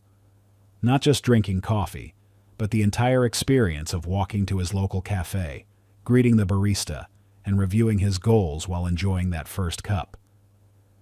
This revelation sparked a transformation that would take him from the bottom of his sales team to the top 1% within 6 months. But more importantly, it unveiled a fundamental truth about human behavior that you're about to discover: the power of action anchoring. What Robert stumbled upon was more than just a coincidence. It was a glimpse into one of the most powerful mechanisms of human behavior change. He began intentionally anchoring key sales activities to specific moments in his day, turning ordinary routines into launching pads for purposeful action. His morning coffee became the anchor for client outreach. The afternoon elevator ride to his apartment became his trigger for follow-up calls. Even the walk to his car each evening became an anchor for planning the next day's priorities. The science behind action anchoring reveals why this approach is so effective. Your brain is constantly looking for patterns and cues in your environment to conserve energy. When you consistently pair a new action with an existing habit, you're essentially hijacking your brain's natural pattern recognition system. This creates what neuroscientists call a behavioral cascade. One action automatically triggering another without requiring conscious effort or willpower. Mark Cuban shared with me how this principle played a crucial role in building his first successful business. "Everyone talks about my work ethic," he said, "but what they don't see is the system behind it. I didn't rely on motivation or discipline. I built my success by attaching specific business actions to things I was already doing every day." Cuban revealed how he turned his morning shower into a brainstorming session for new business ideas, his daily commute into a time for sales calls, and his evening TV watching into a period for reading industry news. "I wasn't adding new time commitments to my day," he explained. "I was simply leveraging existing routines as triggers for important actions. This made consistency automatic rather than something I had to force." This insight is particularly powerful because it addresses one of the biggest challenges in personal development: the sustainability of new habits. Traditional approaches often fail because they require adding new routines to an already busy life. Action anchoring, on the contrary, works by integrating desired behaviors into your existing flow, making them feel natural rather than forced. The power of this method lies in its ability to create what I call action momentum, the phenomenon where one successfully completed action increases the likelihood of taking further positive actions. By anchoring important tasks to existing routines, you create a series of small wins throughout your day, each building upon the last. This brings us to a crucial insight about behavior change. The most sustainable transformations often come not from dramatic overhauls, but from strategic integration of new actions into existing patterns. Action anchoring allows you to leverage the stability of your current routines while gradually building new capabilities and habits. To help you implement this approach immediately, I've designed the Anchor Discovery exercise. This simple but powerful tool will help you identify your most promising anchor points and attach meaningful actions to them. Here's how it works. Take a moment to list your 5 most consistent daily habits, those activities you perform almost without thinking. These might include making coffee, commuting to work, checking email, taking lunch, or preparing for bed. These are your potential anchor points. For each of these habits, design one small but meaningful action that would move you toward your goals. The key is to choose actions that feel natural in the context of your anchor point and can be completed without disrupting your normal flow. For the next 3 days, experiment with these anchored actions, noting which combinations feel most natural and effective. Pay attention to both the practical fit, timing, context, energy levels, and the psychological fit, how natural the pairing feels. The goal isn't to maintain all 5 anchored actions permanently. Rather, use this exercise to discover which anchor points in your day have the most potential for supporting new behaviors. Chapter 14. Strategic Discomfort Training. Adam stood shivering in his swim trunks at the edge of Lake Michigan in December, questioning every life choice that had led him to this moment. The cold exposure workshop had seemed like an interesting personal challenge when he signed up, but now, facing the icy water, he felt his body screaming to retreat to warmth and safety. Yet something profound happened in those moments between resistance and action, a realization that would transform his entire approach to business and life. As he forced himself to take that first step into the frigid water, Adam noticed how the pattern of resistance, fear, and eventual action perfectly mirrored his experience in business situations. The same mental barriers that made him hesitate before cold water were identical to those that prevented him from making important sales calls or launching new initiatives. This insight sparked a journey into what I now call strategic discomfort training, a systematic approach to building your capacity for taking action under pressure. What Adam discovered through his cold water experiences wasn't just about physical endurance. Each controlled exposure to discomfort was actually rewiring his brain's threat response system, creating new neural pathways that made future challenges feel more manageable. He began deliberately seeking out small, uncomfortable situations, speaking up in meetings, initiating difficult conversations, taking on challenging projects, and treating them as opportunities for discomfort training. The science behind this approach reveals something fascinating about human psychology. Your brain's threat response system doesn't distinguish between physical and psychological discomfort. The same mechanisms that help you adapt to cold water also help you adapt to business challenges, public speaking, or any other situation that triggers resistance. This insight opens up powerful possibilities for systematic resilience building. David Goggins, former Navy SEAL and ultramarathon runner, shared with me how he developed this principle into what he calls the cookie jar method. Most people try to avoid discomfort at all costs, he explained. But discomfort is actually a tool, perhaps the most powerful tool we have for personal growth. Every time you push through discomfort, you're not just accomplishing that specific task, you're building a psychological resource bank that you can draw from in future challenges. Goggins described how he systematically exposed himself to increasingly challenging situations, starting with small daily discomforts like taking cold showers or doing extra repetitions in workouts. Each successful navigation of discomfort became a cookie in his mental cookie jar, evidence of his capability to push through resistance. The key, he emphasized, is not the intensity of the challenge, but the consistency of facing discomfort head-on. Let's talk about Michelle's transformation from anxiety-driven procrastination to confident public speaking. As a marketing manager, her fear of public presentation was limiting her career advancement. Rather than trying to overcome this fear through positive thinking or motivation, she applied the principles of strategic discomfort training through what I call the discomfort ladder. The discomfort ladder is a structured approach to gradually increasing your tolerance for challenging situations. Michelle began with the smallest possible step, recording herself giving a 1-minute presentation alone in her room. Once this became comfortable, she moved up to presenting to her cat, then to family members, then to small groups of supportive colleagues. Each rung on the ladder represented a manageable increase in discomfort.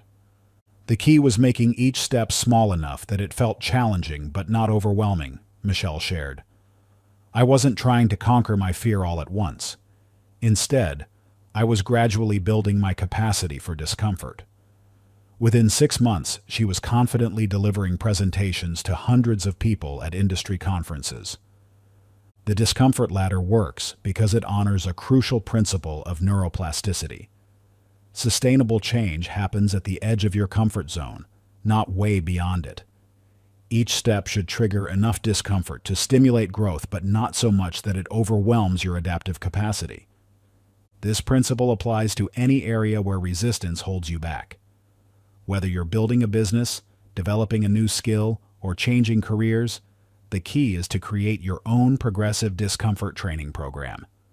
Start with challenges that feel slightly uncomfortable but manageable, then gradually increase the intensity as your capacity grows.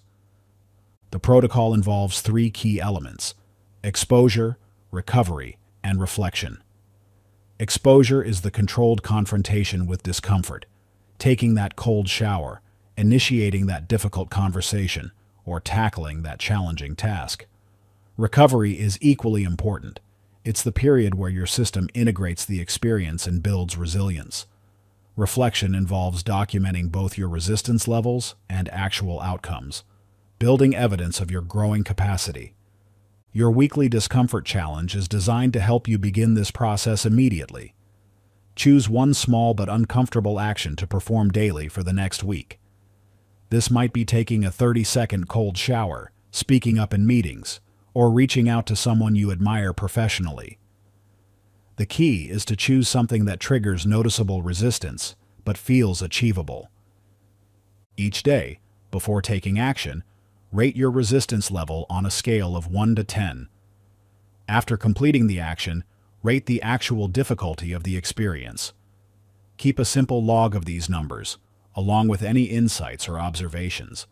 This data will become powerful evidence of your growing resilience, showing you how perceived threats often don't match reality.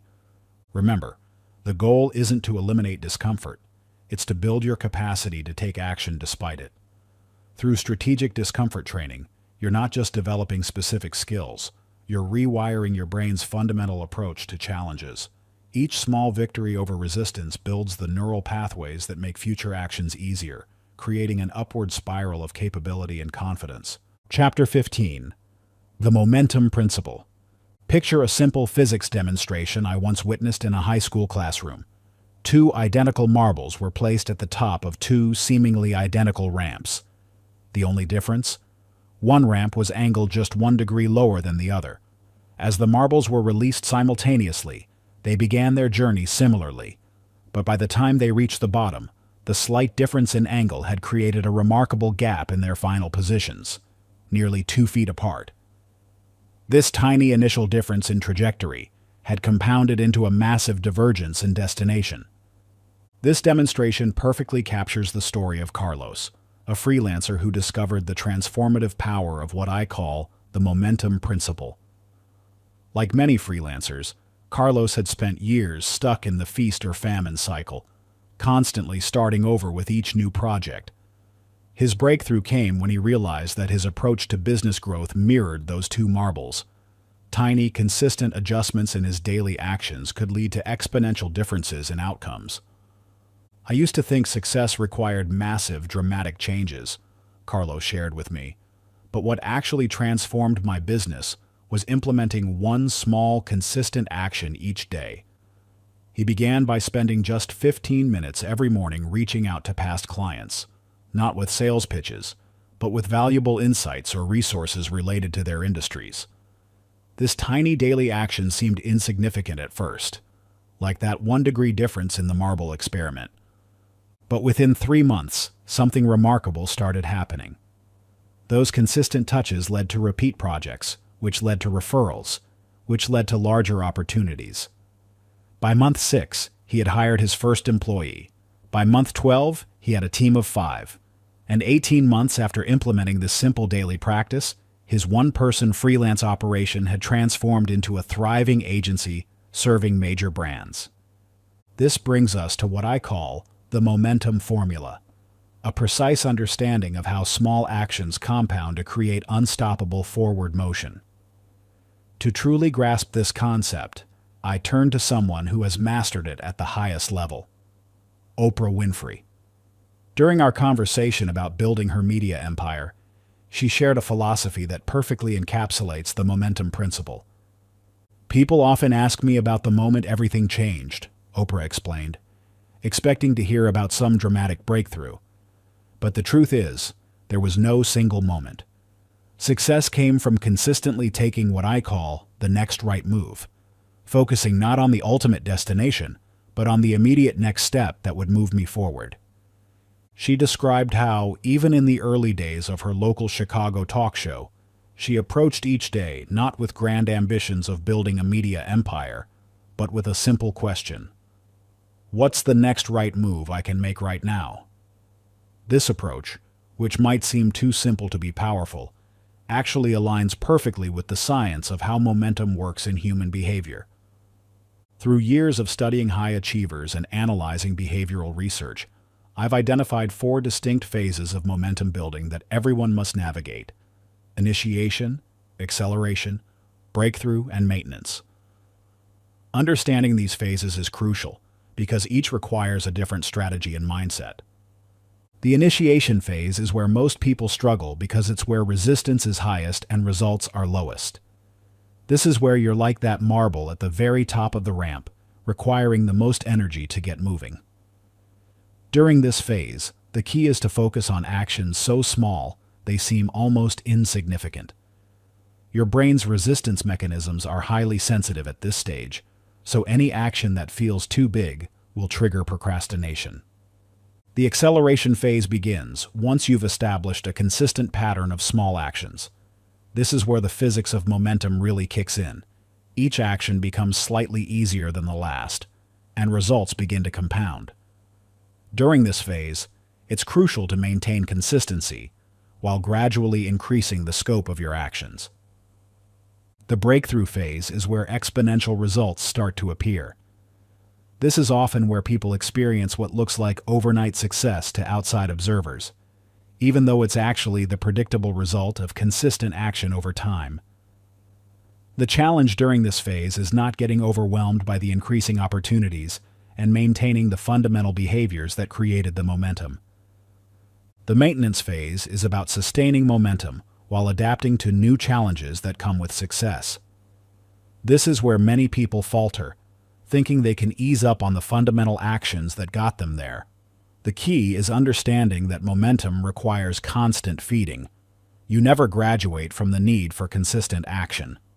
To translate these phases into practical application, I developed the momentum mapping method, a systematic approach to building and maintaining positive action momentum.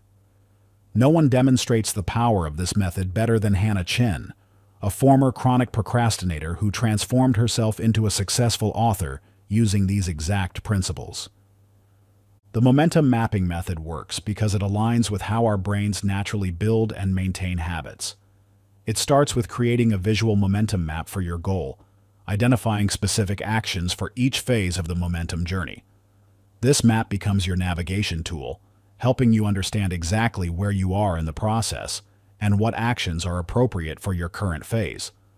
For example, if you're in the initiation phase of a fitness goal, your mapped actions might be as small as putting on your workout clothes or doing one push-up. As you enter the acceleration phase, these actions naturally expand to include longer workouts or more challenging exercises. The key is matching your actions to your current momentum phase rather than trying to jump ahead. This brings us to the Momentum Starter Challenge, which I've designed to help you immediately apply these principles in your life. Tonight, before you go to bed, you'll identify your 3 most important goals.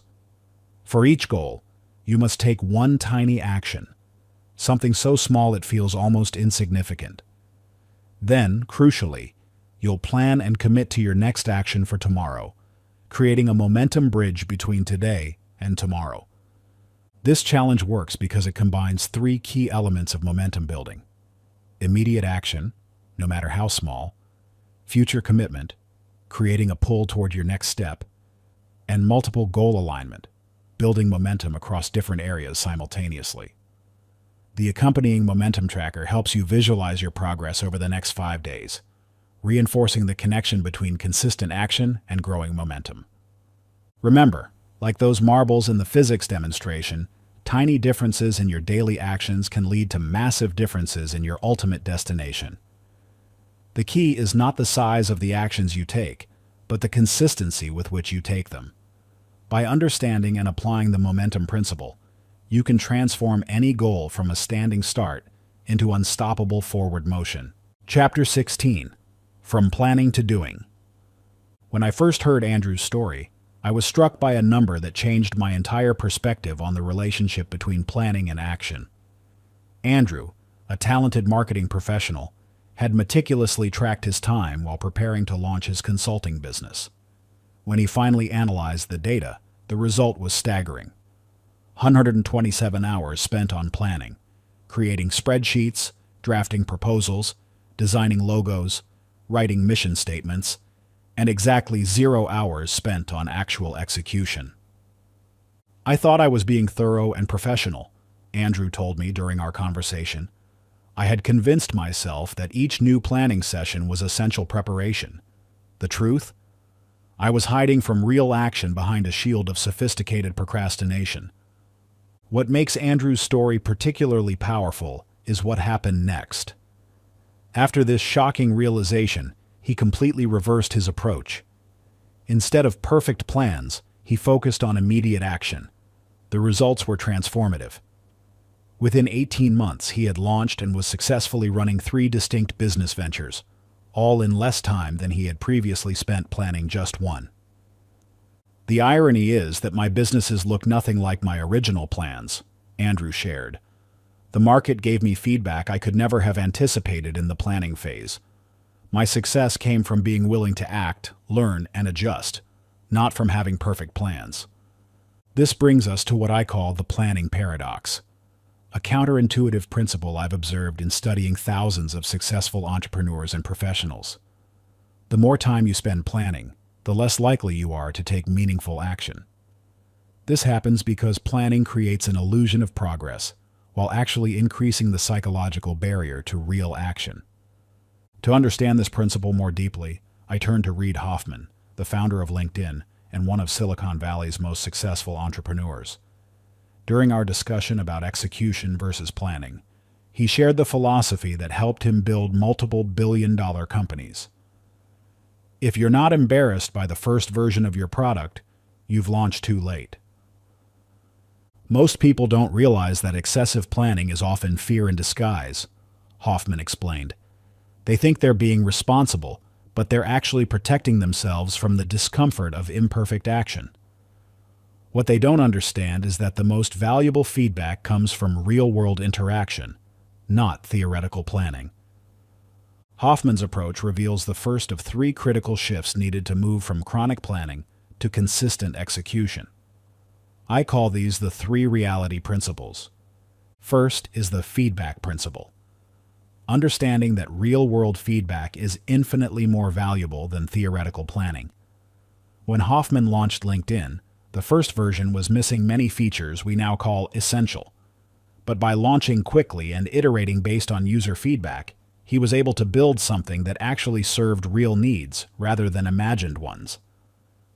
Second is the momentum principle, recognizing that action creates clarity, while planning often creates confusion.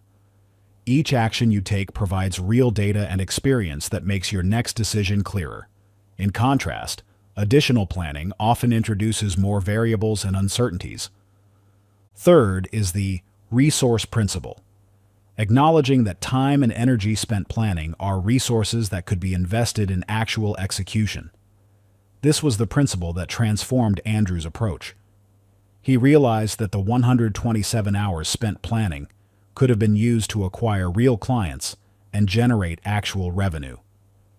To put these principles into practice, I developed the Ready, Fire, Refine method, a practical framework for reducing planning time and increasing action time.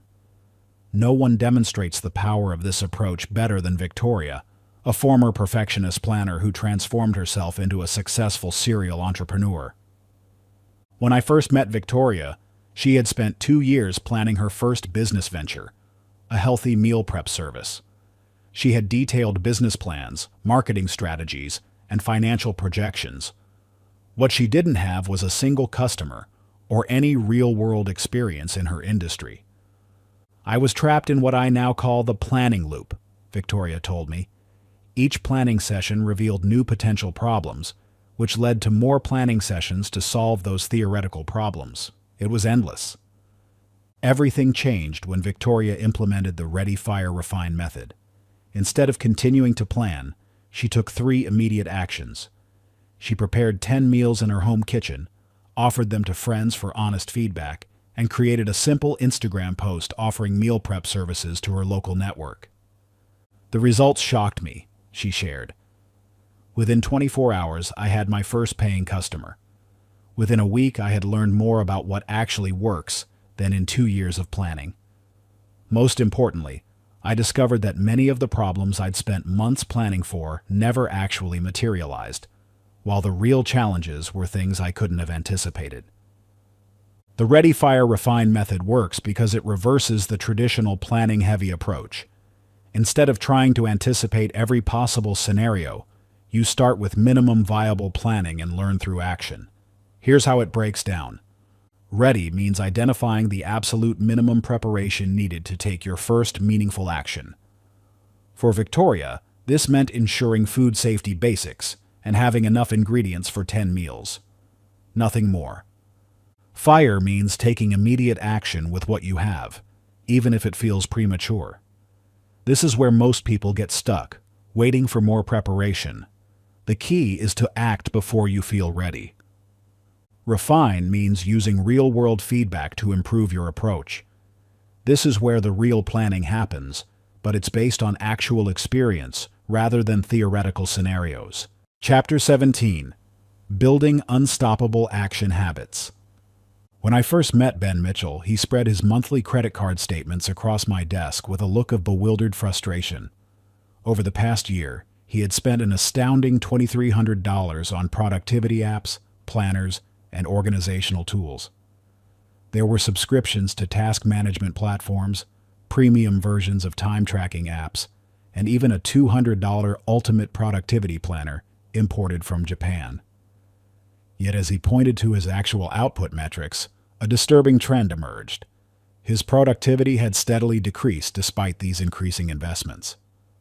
I kept thinking the next app or system would be the one that finally fixed everything, Ben confessed, shaking his head.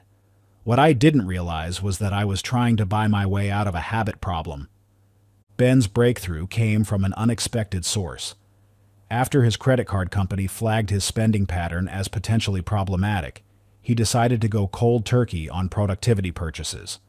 Instead, he focused on understanding and implementing the basic science of habit formation. Within 3 months, using nothing but a simple notepad and deliberate habit-building techniques, he had doubled his productive output and completed more projects than in the previous year combined. The irony is that I achieved more by focusing on less, Ben explained. Instead of juggling multiple sophisticated systems, I built a few simple but powerful habits that automatically drove me toward action. Ben's experience illuminates a crucial truth about productivity and action-taking. The most powerful system is the one that becomes automatic through habit. This brings us to what I call the habit advantage, the phenomenon where consistent, habitual actions ultimately outperform even the most sophisticated planning and tracking systems. To understand this principle more deeply, let's examine one of the most famous examples of habit-based productivity, Steve Jobs and his iconic black turtleneck uniform. While many viewed this as merely a personal style choice, it was actually a sophisticated application of habit science to eliminate decision fatigue and enable more important actions. During my research, I uncovered fascinating details about Jobs' systematic approach to habit building. "I want to put all of my energy into the decisions that really matter," he once explained to his team. "Everything else should be automatic." This wasn't just about clothing. Jobs had developed a comprehensive system of habits that automated routine decisions and preserved his mental energy for crucial creative and strategic choices. This approach reveals the four fundamental components of what I call action habits, the specific type of habits that drive consistent, automatic action-taking. First is the trigger, the consistent cue that initiates your action sequence. For Jobs, putting on his uniform each morning triggered a cascade of productive behaviors. The key is that triggers must be both consistent and unavoidable. Your trigger might be finishing your morning coffee, arriving at your desk, or completing your workout. The important thing is its reliability. Second is the routine, the actual sequence of behaviors that follow your trigger. This is where many people go wrong, trying to establish routines that are too complex or ambitious. The most effective action routines start incredibly small and grow naturally over time. Jobs began with simple morning routines that gradually expanded into his famous productivity systems. Third is the reward, the positive reinforcement that cements your habit. This goes beyond simple pleasure. The most effective rewards create what neuroscientists call action satisfaction, a deep sense of accomplishment and progress. Jobs found this satisfaction in the clarity and focus his habits provided, which fueled even greater productivity. Fourth, and most crucial, is the identity shift, how your habits gradually transform your self-image. This is where temporary behaviors become permanent traits. Through his systematic habits, Jobs didn't just act like a visionary leader. He became one. Your habits literally reshape who you believe yourself to be. Understanding these components led me to develop the action habit stacking protocol, a methodical approach to building multiple action habits simultaneously. No one demonstrates the power of this approach better than Sofia Rodriguez, a creative professional who transformed herself from scattered freelancer to high-performing agency owner through strategic habit building. When I first met Sofia, she was drowning in inconsistency. "Some days I'd work for 12 hours straight, others I couldn't get started at all," she shared.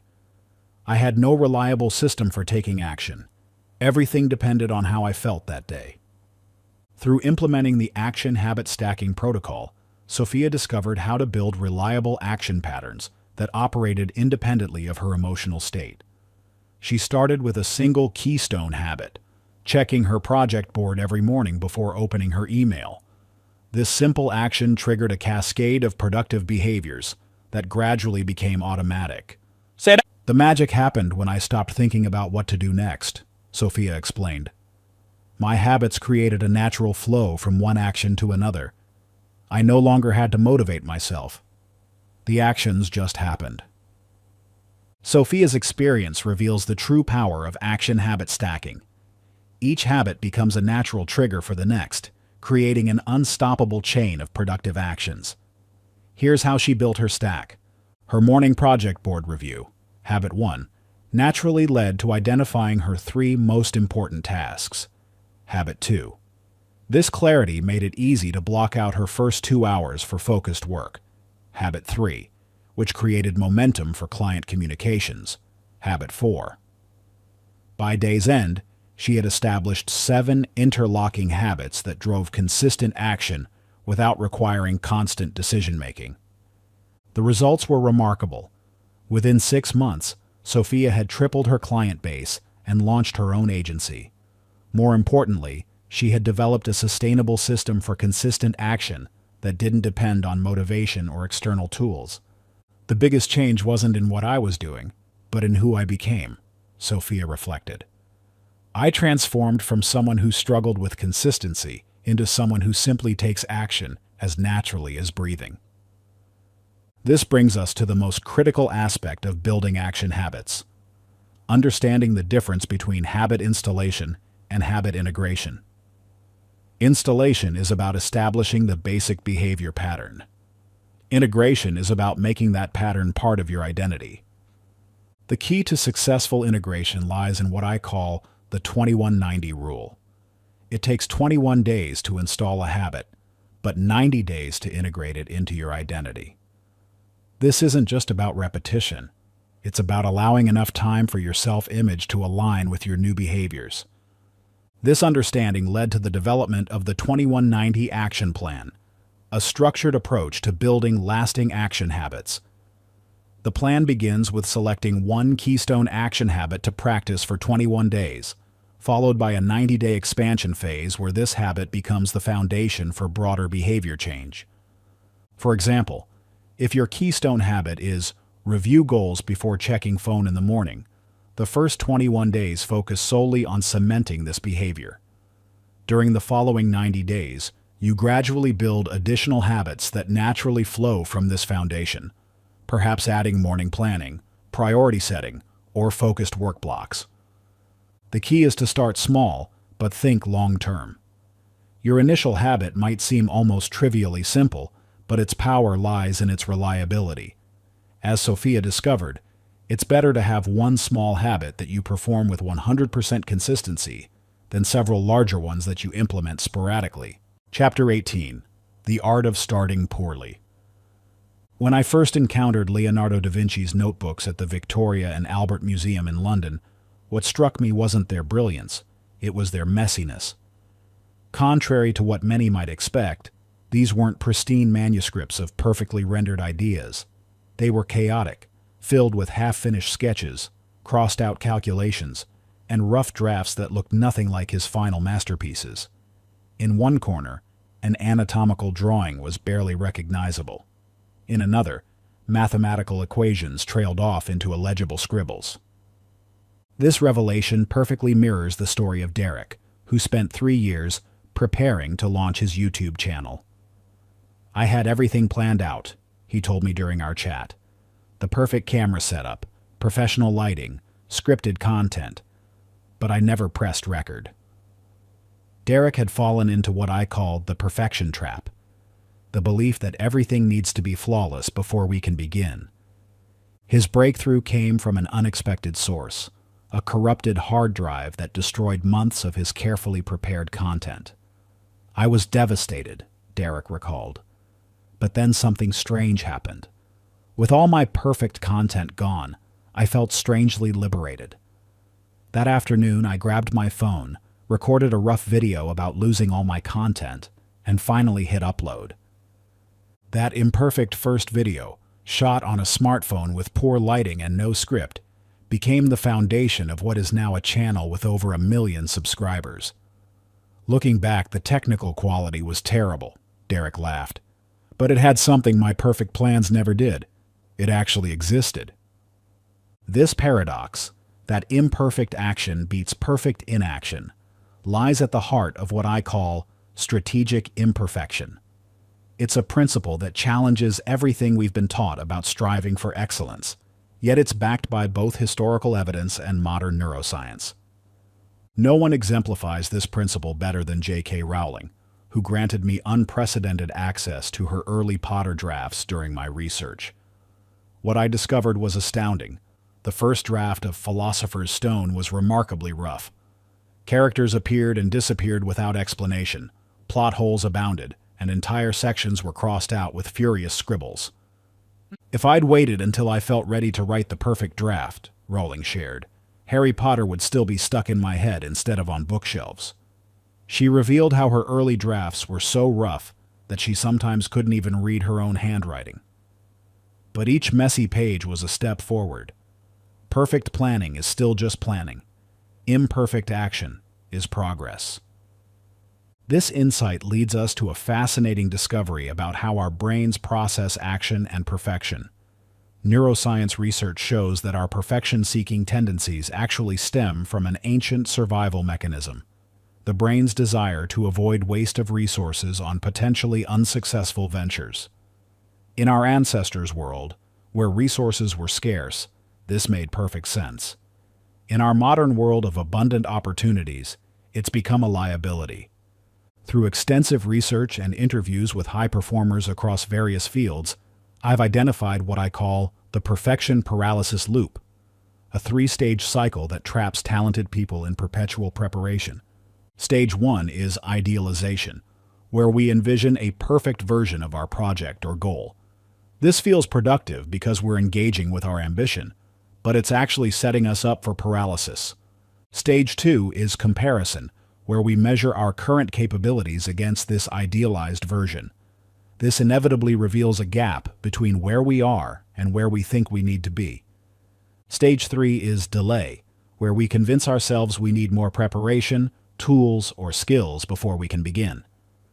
This takes us back to stage 1, creating a never-ending loop of perfection-seeking that prevents actual action. Understanding this loop led me to develop the imperfect start protocol, a systematic approach to breaking free from perfectionism and initiating action before feeling ready. The key is understanding that this initial version isn't meant to be good, it's meant to exist.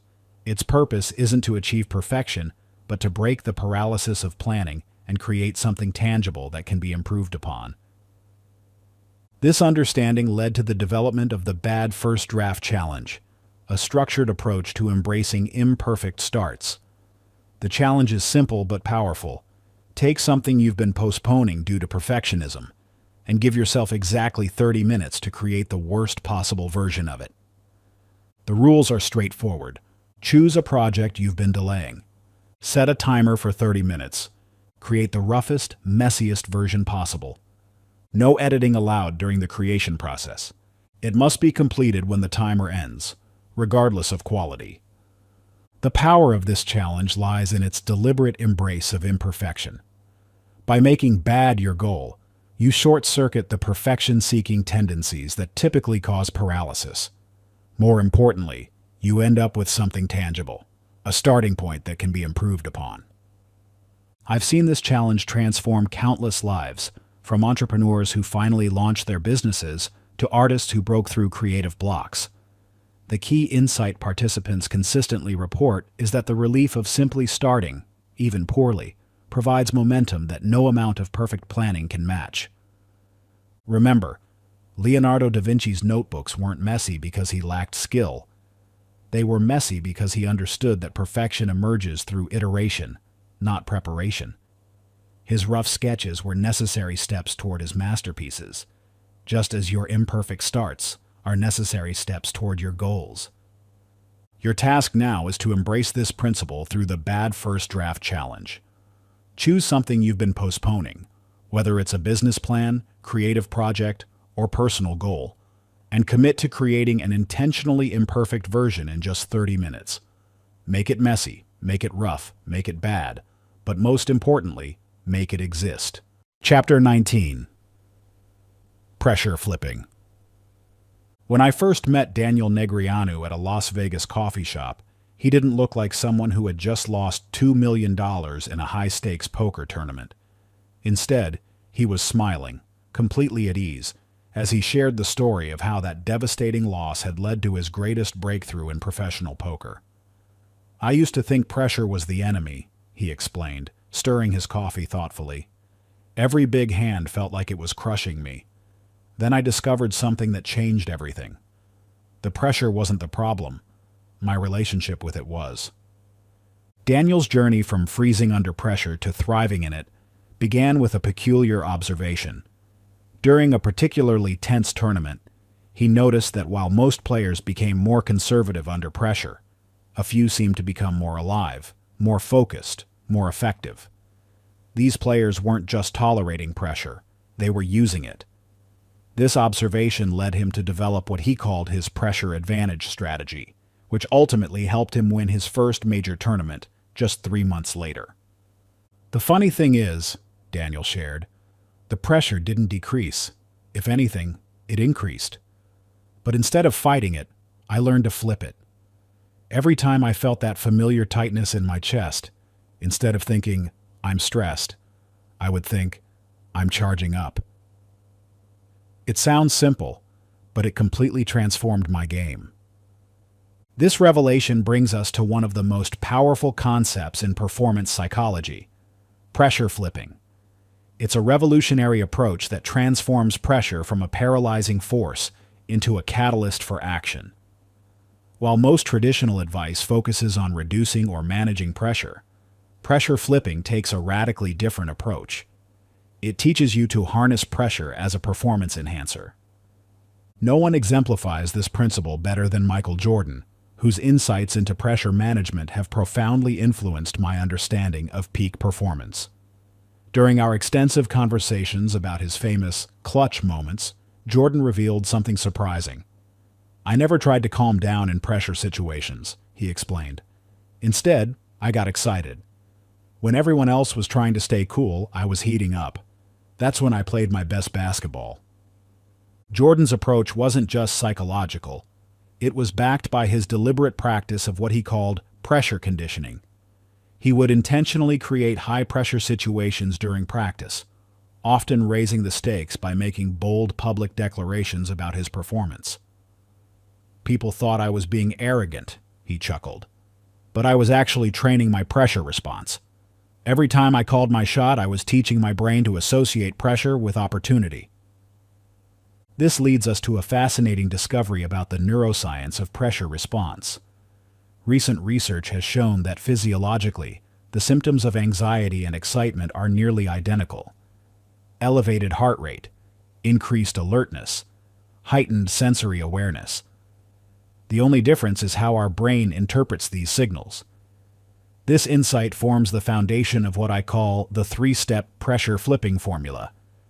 Recognition is the first step. Learning to identify pressure responses in your body without immediately labeling them as negative. Jordan's ability to recognize his elevated heart rate as activation rather than anxiety was crucial to his performance under pressure. Reframing comes next.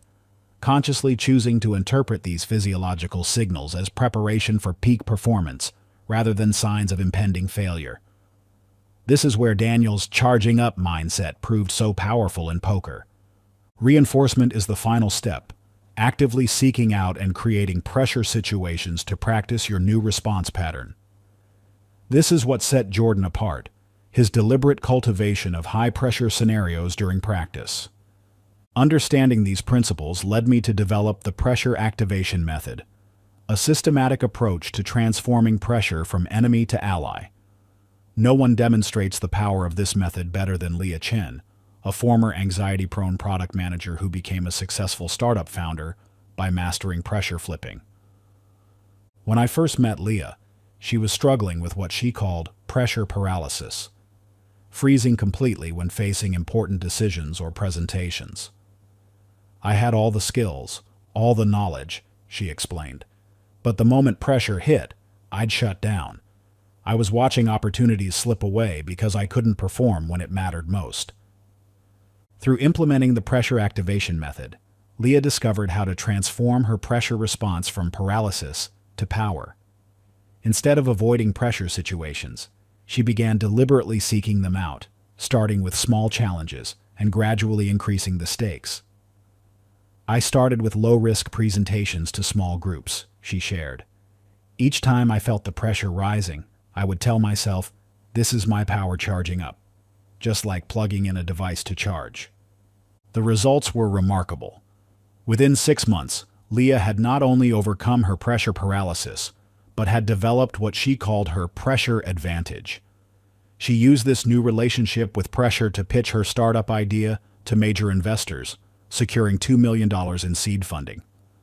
During the pitch, I could feel my heart racing, she recalled. But instead of fighting it, I thought, perfect, I'm at full power now. That mindset completely changed how I showed up in high-stakes situations. Leah's experience reveals the three key principles of effective pressure flipping. First is pressure recognition, learning to identify your unique pressure response patterns. Leah discovered that her racing heart and quick breathing weren't signs of impending failure, but rather her body preparing for peak performance. Second is activation anchoring, creating specific mental and physical triggers that shift you into performance mode when pressure hits. Leah's charging up visualization became her anchor, automatically reframing pressure as power. Third is progressive pressure training, systematically exposing yourself to increasing levels of pressure while practicing your new response patterns. This is how Leah built her pressure resilience, starting with small presentations and working up to major investor pitches. The power of pressure flipping lies in its ability to transform what most people see as a liability into a competitive advantage. Just as Daniel used pressure to sharpen his poker decisions, and Jordan used it to elevate his game, you can learn to use pressure as fuel for your own performance. This brings us to what I call the Pressure Pivot Challenge, a structured approach to practicing pressure flipping in real-world situations. The challenge is designed to help you identify upcoming high-pressure situations and create specific strategies for transforming that pressure into performance fuel. The process is straightforward. First, identify 3 upcoming situations in your life where you expect to feel significant pressure. These could be presentations, important meetings, difficult conversations, or any scenarios where you typically feel stress affecting your performance. For each situation, create a specific pressure flipping strategy using the 3-step formula we discussed. Plan exactly how you'll recognize your pressure response, reframe it as activation, and reinforce this new pattern through deliberate practice. Finally, commit to implementing these strategies while keeping a simple tracking log of both your stress responses and performance outcomes. This isn't about eliminating pressure. It's about transforming it into your competitive advantage. The key is understanding that pressure itself is neutral. It's your relationship with it that determines whether it becomes a barrier or a booster to your performance. As Daniel discovered in poker, as Jordan proved in basketball, and as Leah demonstrated in business, pressure can become your greatest ally once you learn to flip it. Remember, the goal isn't to become pressure-proof. It's to become pressure-powered. Your task now is to embrace this principle through the Pressure Pivot Challenge. Choose your 3 situations, design your strategies, and commit to transforming pressure from your enemy into your ally. Chapter 20. Social Architecture for Action. When researchers at Stanford University released their groundbreaking study on social networks and behavior change in 2022, the results were staggering. The data showed that individuals embedded in action-oriented social networks were 65% more likely to follow through on their intentions than those operating in isolation. But it wasn't until I met Marcus Chen that I saw the true power of this principle in action. Marcus had been running his digital marketing agency for 3 years with modest success, landing about 1 in 5 potential clients. His expertise wasn't the issue. His inability to consistently take bold action was. I knew exactly what I needed to do, he told me during our first meeting. I just couldn't seem to make myself do it consistently. It felt like I was swimming upstream alone. Everything changed when Marcus made a deliberate decision to restructure his social environment. He began by mapping out his daily interactions, tracking how each relationship either energized or drained his action-taking capacity. The results were eye-opening. 70% of his social circle consisted of what he called comfort zone enforcers. People who, while supportive in general, subtly reinforced patterns of hesitation and risk aversion. Over the next 6 months, Marcus executed a strategic overhaul of his social architecture. He didn't cut people out of his life. Instead, he deliberately expanded his circle to include more action-oriented individuals. He joined a high-performance business mastermind, found an accountability partner who was already achieving the results he wanted, and restructured his team to include what he called action catalysts. people whose very presence made bold moves feel natural. The transformation was remarkable. Within 6 months, his client conversion rate jumped from 20% to 80%. More importantly, the mental energy he previously spent trying to force himself into action was now automatically generated by his social environment. "It's like I installed a new operating system," he explained. "Taking bold action became my default state because everyone around me was operating at that level." This brings us to one of the most powerful yet overlooked principles in personal development: social momentum. Your social environment isn't just a background factor in your success.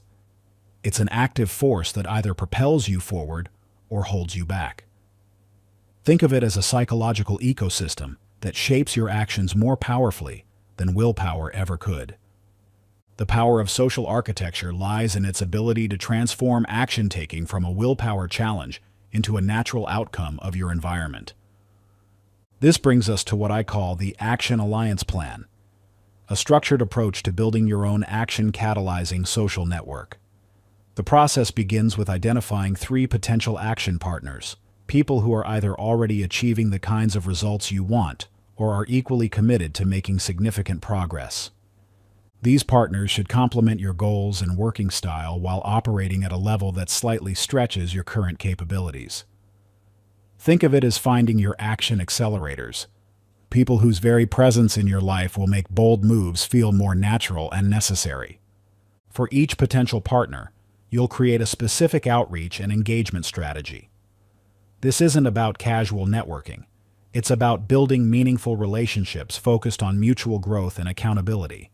You'll also design clear accountability structures, regular check-ins, progress reviews, and mutual support systems that keep everyone moving forward. The key is to make these relationships both sustainable and meaningful. Set up regular check-ins that work with everyone's schedule.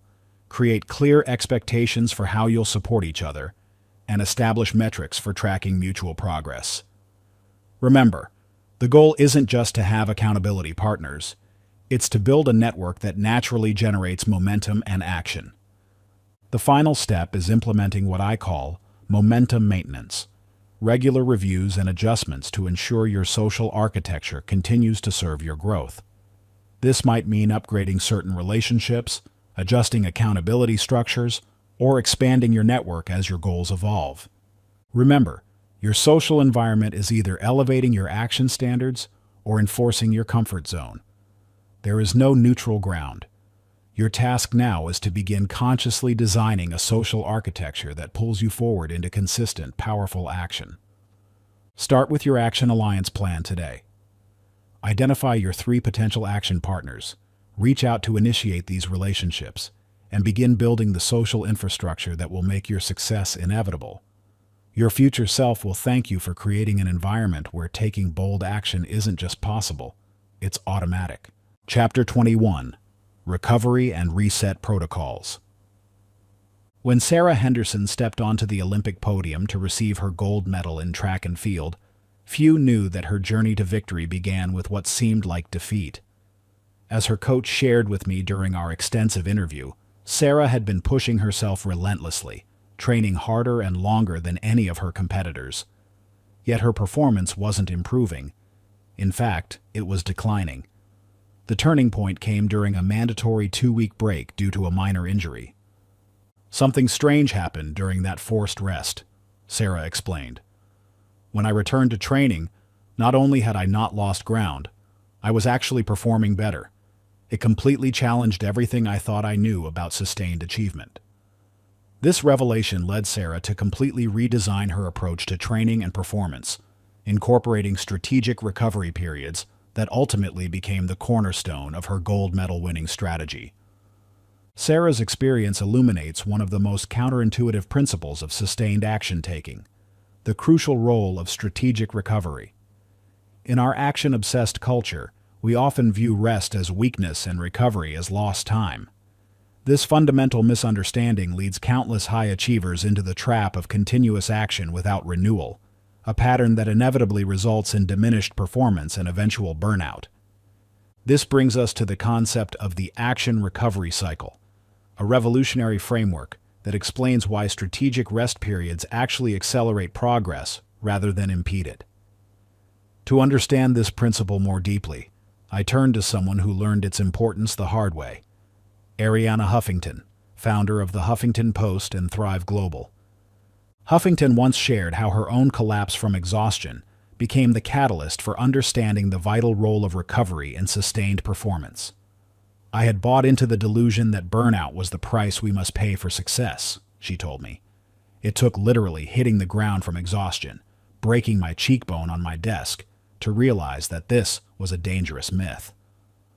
Huffington went on to develop what she calls the Performance Recovery Protocol, a systematic approach to incorporating strategic renewal periods into high-intensity work cycles. The results were remarkable. Not only did the Huffington Post's growth accelerate, but the quality of decision-making and creativity among her team improved dramatically. The science behind this phenomenon is fascinating. Research reveals that our brain's capacity for high-quality decision-making and action-taking operates much like a muscle. Just as physical muscles require recovery periods to grow stronger, our cognitive resources need structured renewal to maintain peak performance. And this understanding led to the development of what I call the Strategic Recovery Framework, a systematic approach to building recovery periods into your action cycles. No one demonstrates the power of this framework better than Miguel Rodriguez, a management consultant whose story perfectly illustrates both the costs of neglecting recovery and the transformative impact of embracing it. When I first met Miguel, his consulting practice was on the verge of collapse. Despite having a roster of high-profile clients and a reputation for excellence, he found himself increasingly unable to maintain the quality of his work. "I was stuck in what I now call the action trap," he explained. "I thought that working longer hours and taking on more projects was the answer to everything. I couldn't have been more wrong." Miguel's wake-up call came during a crucial client presentation when he completely blanked out, unable to recall basic information he'd known for years. This embarrassing moment forced him to confront the unsustainable nature of his approach to work and success. Through implementing the Strategic Recovery Framework, Miguel completely transformed his approach to sustained performance. He began by conducting what he called a recovery audit, tracking his energy levels and performance quality throughout the day and week. The patterns were revealing. His best work consistently came after periods of intentional rest and renewal. Based on these insights, Miguel restructured his entire work approach. He implemented what he called recovery brackets, scheduled periods of complete disconnection from work between intense focus sessions. These weren't just casual breaks. They were strategic renewal periods designed to optimize his cognitive resources. The results were transformative. Within 3 months, Miguel's client satisfaction scores improved by 40%, while he actually reduced his working hours by 15%. More importantly, he found himself able to maintain consistent high performance without the constant threat of burnout. Miguel's experience highlights the 3 core principles of effective recovery. First is intentional disconnection, creating complete breaks from work-related thinking and activities. This means no checking emails, no business calls, and no mental problem-solving during designated recovery periods. Second is active renewal, engaging in activities that actively replenish your physical, mental, and emotional resources. This might include physical exercise, meditation, creative pursuits, or meaningful social connection. Third is rhythmic integration, building recovery periods into your daily and weekly schedules as non-negotiable components of your success strategy. The science behind these principles is compelling. Studies from the Performance Psychology Institute show that individuals who implement structured recovery periods show a 42% improvement in decision-making quality and a 37% increase in creative problem-solving ability. But perhaps most importantly, proper recovery prevents what I call action paralysis, the state where our depleted cognitive resources make even simple decisions feel overwhelming. This phenomenon explains why we often find ourselves procrastinating on important tasks, despite knowing exactly what needs to be done. The Strategic Recovery Framework addresses this challenge through a systematic approach to energy management. It begins with understanding your personal depletion indicators, the early warning signs that your cognitive resources are running low. These might include decreased decision-making ability, increased irritability, or difficulty focusing on complex tasks.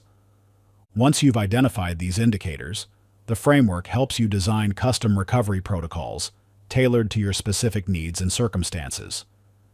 These protocols combine three essential elements: physical renewal activities that restore your body's energy resources and reduce stress hormones, mental reset practices that clear cognitive clutter and restore focus capacity, emotional recharge experiences that replenish your psychological resources and maintain motivation.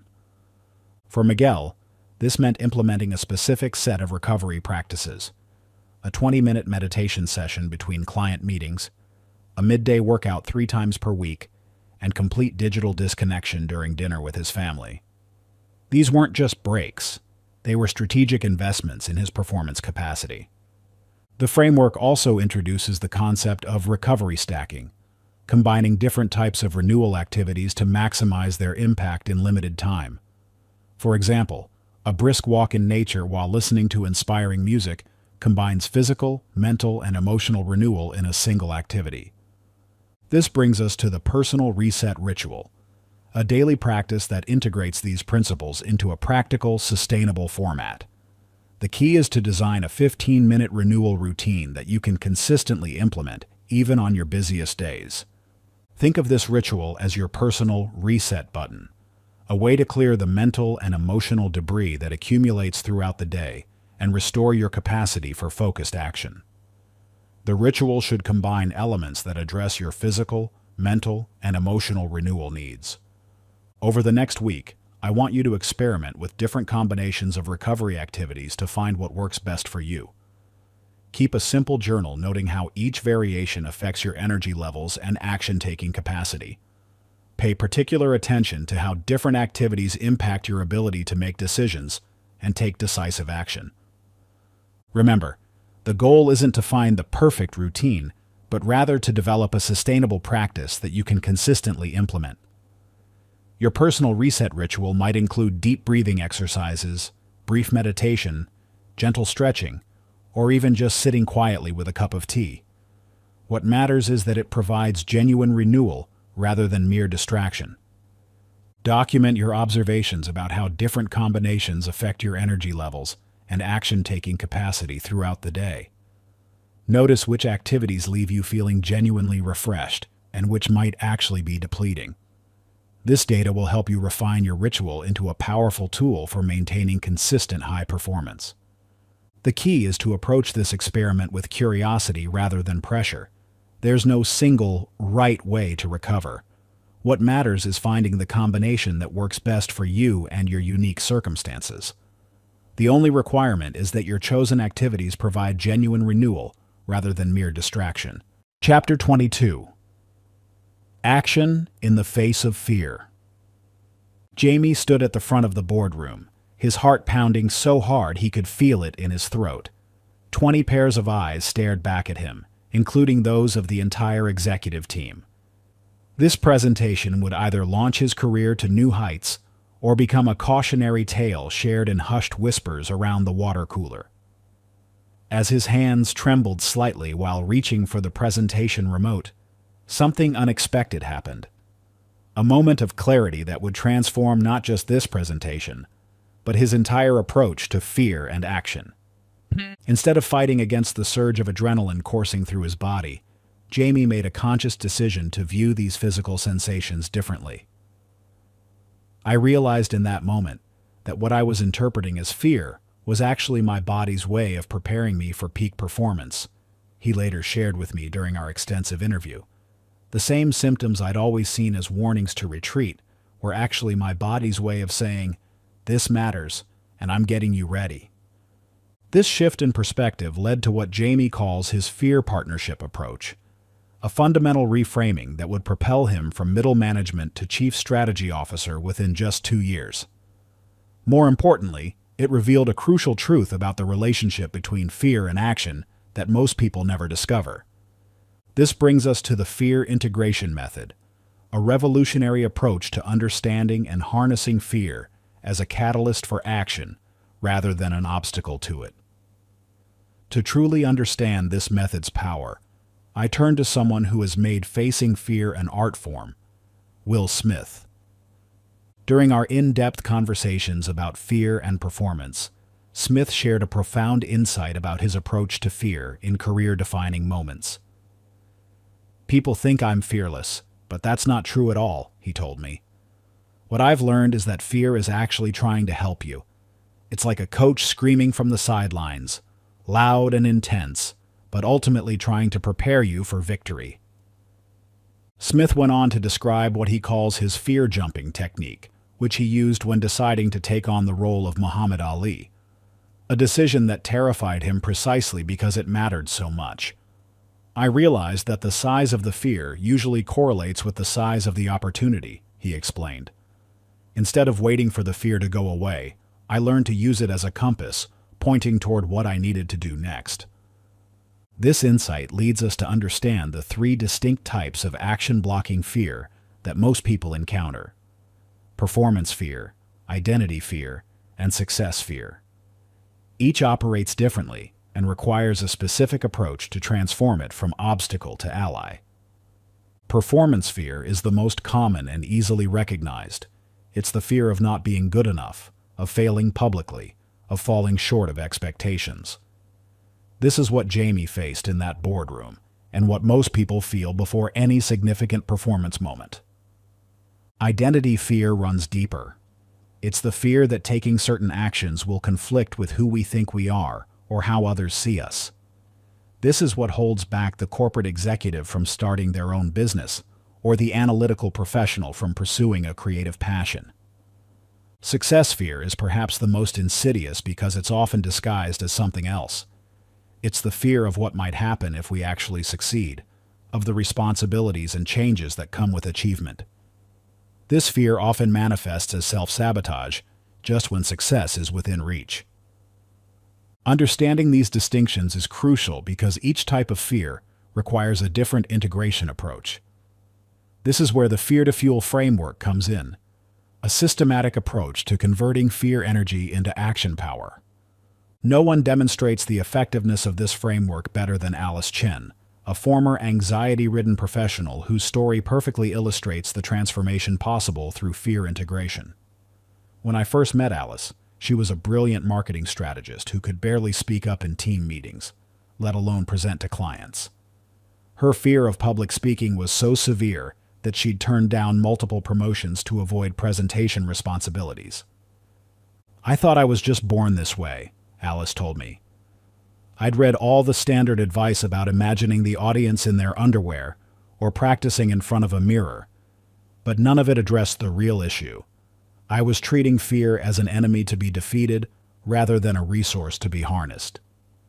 Through implementing the fear-to-fuel framework, Alice began a methodical process of reframing her relationship with fear.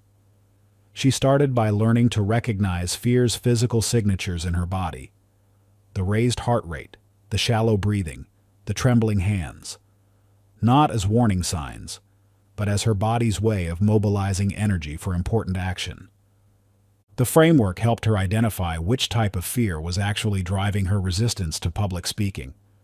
In her case, it was a combination of performance fear, fear of embarrassing herself, and identity fear, fear of being seen as someone who seeks the spotlight. Understanding these distinctions allowed her to develop targeted strategies for each. For performance fear, Alice learned to channel the physical energy of fear into expressive power. Rather than trying to calm down before presentations, she learned to harness her elevated heart rate and heightened awareness as tools for more dynamic delivery. For identity fear, she worked on expanding her self-image to include being a powerful communicator, gradually rewriting the internal story about what kind of person she was. This involved creating what she calls identity bridges, small steps that allowed her to try on new aspects of her identity in low-risk situations. The results were remarkable. Within 6 months, Alice had not only overcome her fear of public speaking, but had become her agency's go-to presenter for high-stakes client pitches. Within a year, She was being paid to teach other professionals her approach to confident public speaking. The key was learning to see fear as information rather than an obstacle, Alice explained. When I feel fear now, my first question is, what is this fear trying to tell me about what matters to me? That simple reframe changes everything. This brings us to the practical application of these principles in your own life. The fear mapping exercise is designed to help you identify and transform your specific fear patterns into action triggers. This isn't about eliminating fear. It's about learning to use it as fuel for meaningful action. Start by identifying your top 3 action-blocking fears. Be specific. Instead of fear of failure, name the particular type of failure you're afraid of. Instead of fear of success, identify exactly what aspects of success feel threatening. For each fear, examine which category it falls into: performance, identity, or success fear. This categorization will help you understand the underlying dynamics and choose the most effective integration strategies. Then, design a specific response strategy for each fear. This isn't about positive thinking or self-talk. It's about creating concrete action plans that acknowledge the fear while moving forward anyway. For example, if you've identified a fear of public speaking, performance fear, your response strategy might include reframing physical symptoms as performance energy, creating opportunities for low-stakes practice, developing a pre-performance ritual that embraces nervous energy. The final step is implementation through a 7-day micro-challenge sequence. Each day, you'll take one small action that directly engages with one of your identified fears. The key is to make these challenges small enough to be doable, but significant enough to trigger the fear response, allowing you to practice your integration strategies in real-world situations. Remember, the goal isn't to become fearless. It's to become skilled at taking action while experiencing fear. As Will Smith puts it, fear is not meant to be conquered or eliminated. It's meant to be understood and used. The people you think are fearless aren't. They've just learned to use fear as fuel. Document your experiences during this week-long challenge, paying particular attention to how your relationship with fear begins to shift. Notice how fear feels different when you view it as a source of energy rather than a warning to stop. Most importantly, observe how this new relationship with fear impacts your ability to take decisive action in important moments. The real transformation happens not when fear disappears, but when you develop the ability to move forward with fear as your ally rather than your enemy. As Jamie discovered in that boardroom moment, fear isn't a signal to stop. It's your body's way of preparing you for important action. Chapter 23. The Compound Effect of Daily Action. Imagine 2 mountains of equal height standing side by side. On one mountain, a climber makes dramatic leaps upward, resting for days between attempts. On the other, a second climber takes just 3 small steps every single day, without fail. After 5 years, which climber do you think reached the summit first? This was the visualization that transformed Thomas's approach to building his business, and it holds a powerful lesson about the true nature of progress. Thomas had watched competitor after competitor in the digital marketing space make grand announcements, launch massive campaigns, and push themselves to exhaustion, only to disappear months later. Meanwhile, he committed to writing just 1 helpful social media post each morning, making 3 customer service calls each afternoon, and sending 2 personalized connection requests every evening. These actions seemed almost insignificant compared to his competitors' dramatic efforts.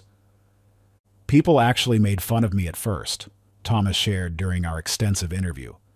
They called my approach baby steps and said I needed to think bigger. But 5 years later, those same people were asking me how I built a 7-figure business so suddenly. The truth is, it wasn't sudden at all. They just hadn't been paying attention to the power of compound action. This brings us to the compound action principle, a fundamental law of achievement that most people misunderstand or ignore entirely. To truly grasp its power, I spoke with Gary Vaynerchuk, who has leveraged this principle to build multiple successful enterprises through what he calls micro-speed, macro-patience. Everyone wants to go viral, to have that one big moment that changes everything, Vaynerchuk explained during our conversation. But real success comes from showing up every single day, documenting your journey, and adding value consistently. It's not sexy, but it's sustainable. He shared how his document, don't create philosophy emerged from understanding that daily, consistent content creation would compound over time in ways that sporadic viral hits never could. The mathematics behind this principle are fascinating and irrefutable. If you improve something by just 1% each day, the compound effect means you'll be 37 times better after 1 year. This isn't linear growth, it's exponential. Meanwhile, someone making sporadic improvements of 10% but only acting once a month will fall dramatically behind. What makes this principle so powerful is that it works in any area of life.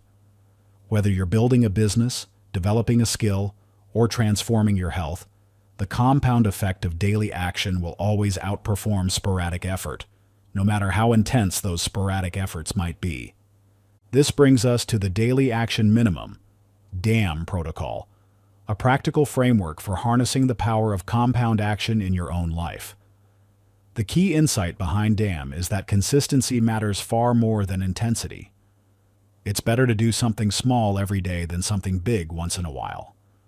No one demonstrates this principle better than Rosa Martinez, whose journey from struggling artist to successful gallery owner perfectly illustrates the power of consistent minimum actions. When I first met Rosa, she was like many talented artists, creating beautiful work but struggling to make a living from her art. I used to think I needed to make big moves, organize huge gallery shows, get featured in major publications, land wealthy collectors, Rosa told me. But I was paralyzed by the size of these goals. I would do nothing for weeks, then burn myself out trying to make something massive happen. Everything changed when Rosa implemented her daily action minimum protocol. She identified 3 key areas where small daily actions could compound over time: social media presence, collector relationships, and artistic production. For each area, she established her minimum daily action: social media. Post one in-progress photo of her work, taking no more than 5 minutes. Collector relationships. Send one personal message to a past buyer or potential collector. Artistic production. Spend at least 15 minutes working on her art, even if tired or uninspired. The actions seemed almost embarrassingly small at first, Rosa admitted. But I knew I could do them no matter what, and that was the key. There was no excuse not to take these tiny steps every single day. The results were remarkable. After 6 months of consistent daily actions, Rosa had built a loyal social media following, deepened relationships with key collectors, and produced more art than in the previous 2 years combined. Within 18 months, she had opened her own gallery and was making more from her art than she ever had from her previous corporate job. The fascinating thing was how these small actions compounds in unexpected ways, Rosa explained. A collector I'd been sending occasional messages to would see my daily progress posts and feel more connected to my work. They'd share it with their friends, who would start following my journey. The compound effect wasn't just mathematical. It was creating a web of connections and opportunities that grew exponentially. The DAM protocol works because it removes the 2 biggest obstacles to consistent action: overwhelm and excuse-making. When your required daily action is small enough, you can't reasonably talk yourself out of it. Yet these small actions, performed consistently, create momentum that naturally leads to larger actions over time.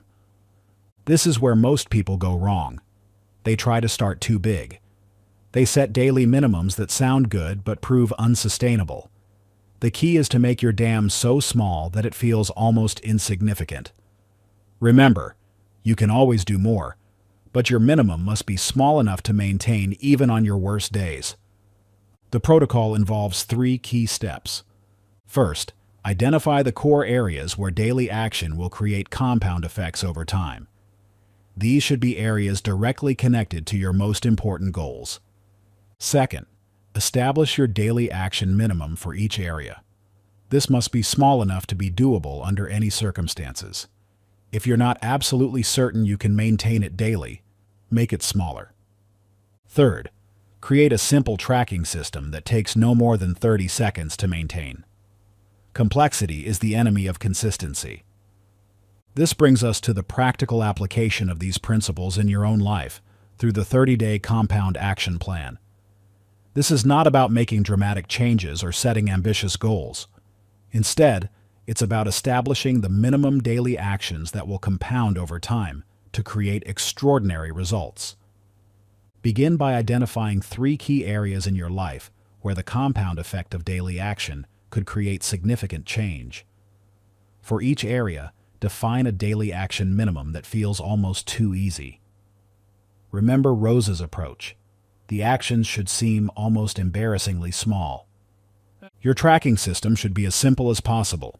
A note card with 3 checkboxes, a basic app, or even a series of marks on your calendar. The key is to make tracking your actions as frictionless as possible, while maintaining a clear visual record of your consistency. The focus during these 30 days is not on achieving specific results, but on building the habit of consistent daily action. The compound effect will take care of the results if you take care of the consistency. This is crucial to understand. You're not just building better habits. You're rewiring your brain to understand that progress comes from small, consistent actions rather than sporadic bursts of effort. The real power of this approach lies in its sustainability. Unlike traditional goal-setting approaches that rely on motivation and willpower, the daily action minimum protocol works because it's designed to be maintainable, even when motivation is low and willpower is depleted. As Thomas discovered in his business, as Gary Vaynerchuk demonstrated through his content creation, and as Rosa proved in her art career, the compound effect of daily action is arguably the most powerful force in personal and professional achievement. The question isn't whether this principle works. The mathematics and real-world results prove that it does. The question is whether you'll have the patience and wisdom to trust in the power of small, consistent actions over time. Your 30-day compound action plan starts now. Choose your 3 areas, define your minimum daily actions, and set up your tracking system. Remember, the actions should feel almost trivially small. This isn't about impressing anyone or making dramatic changes. It's about establishing a sustainable pattern of daily action that will compound over time into extraordinary results. Chapter 24. Your Action Legacy. Imagine reading your own obituary today. Not a comfortable thought, is it? This was the jarring experience that transformed Mark Reynolds' life one autumn morning in Seattle. As part of a personal development workshop, participants were asked to write their own obituaries based on their current trajectory. Mark, a talented software architect, sat staring at his laptop for nearly an hour before the devastating truth hit him. Everything he'd written focused on his intentions, his plans, his potential, but nothing about what he'd actually done. I realized my obituary was full of phrases like, "he was planning to," "he had great ideas about," and "he always meant to," Mark shared during our conversation. There was nothing concrete about my impact on the world, nothing about lives I'd changed or differences I'd made. It was just a long list of good intentions that never materialized. This moment became the catalyst for Mark's transformation.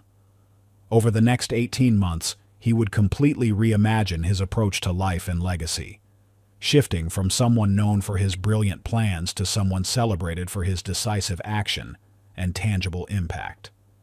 His journey reveals a profound truth about the relationship between action and legacy that most people never grasp. This brings us to a revolutionary concept I've observed in studying high-impact individuals: legacy-driven action. Unlike traditional goal-setting or productivity approaches, legacy-driven action connects your present-moment choices to the lasting impact you want to have on the world. It's about understanding that every action you take, or don't take, is actively shaping your legacy right now. To truly understand how this principle transforms lives, I spoke with Michelle Obama, about how legacy thinking shaped her decisions both during and after her time in the White House. Her insights reveal the powerful connection between daily choices and lasting impact. When you're in a position of influence, it's easy to get caught up in the immediate pressures and forget about the longer arc of impact, she explained during our discussion. But I found that connecting every decision to the question of legacy, asking myself, how will this choice echo through time, helped me stay focused on what truly mattered. It wasn't about building a legacy for its own sake, but about ensuring that every action contributed to meaningful, positive change. This perspective transformed how she approached even routine decisions. People often think about legacy in terms of big moments or major initiatives, she continued. But I learned that legacy is built in the small moments, in how you treat people when no one's watching, in the quiet choices you make when it would be easier to take shortcuts. The science behind this approach is fascinating. Research in behavioral psychology shows that when people connect their immediate actions to a larger sense of purpose and legacy, they're not only more likely to take action, but also more likely to persist in the face of obstacles. It's as if legacy thinking activates a different part of our motivation system, one that transcends immediate gratification or short-term gains. This brings us to the Legacy Action Matrix, a practical framework for aligning your daily actions with your desired long-term impact. The matrix helps you evaluate every significant choice through 4 lenses: immediate impact, ripple effect, value alignment, and legacy contribution. No one demonstrates the power of this framework better than Paul Chen, whose journey from aimless procrastination to purposeful action transformed not only his life, but the lives of thousands of others. When I first met Paul, he was struggling to make progress on his vision of creating educational opportunities for underprivileged youth. He had the passion and the ideas, but found himself constantly postponing meaningful action. I kept waiting for the perfect moment, the perfect plan, the perfect funding, Paul explained. But when I started using the Legacy Action Matrix, I realized I was thinking about it all wrong. Instead of asking, "Is this the perfect time?" I started asking, "What impact am I failing to have by waiting?" This shift in perspective led Paul to take immediate action, starting with just 3 students in his local community. He applied the matrix to every decision. Immediate impact. How would this action directly affect the students he could help today? Ripple effect. How might this action influence others to get involved or create similar programs? Value alignment. Did this action reflect the core values he wanted his legacy to represent? Legacy contribution. How would this action contribute to the lasting change he wanted to create in education? The results were remarkable. Within 2 years, Paul's initial program had grown to serve over 2,000 students across 5 cities. More importantly, his action-first approach had inspired dozens of others to start similar programs, creating a multiplier effect he never anticipated. The matrix helped me understand that legacy isn't something you plan for the future. It's something you build with every action you take today, Paul reflected. Once I grasped that, procrastination became impossible. How could I delay when I could literally see the cost of inaction in terms of students not being served, opportunities not being created? The power of legacy-driven action lies in its ability to transform the way you evaluate choices in the present moment. Instead of asking, "Should I do this now or later?" you begin asking, "What legacy am I building or diminishing with this choice?" This subtle shift creates a profound change in how you approach action and decision-making. Notice how this applies to your own life. Every action you take, or don't take, is actively shaping your legacy right now. The emails you choose to answer or ignore, the projects you decide to start or postpone, the conversations you initiate or avoid. Each of these choices is creating ripples that will continue long after the moment has passed. This brings us to the legacy letter exercise, a powerful tool for connecting your present actions to your future impact. This isn't just another visualization exercise. It's a way to make your legacy tangible and actionable in the present moment. The exercise involves writing a letter from your future self, 20 years from now, describing the impact of the actions you're taking today. But unlike traditional future visioning exercises, this letter focuses specifically on the chain of influence that started with actions you could take right now. As you write this letter, you'll notice something fascinating happening. The gap between present action and future impact begins to collapse. You start to see how the seemingly small choices you make today could create ripples of influence that extend far beyond what you initially imagined.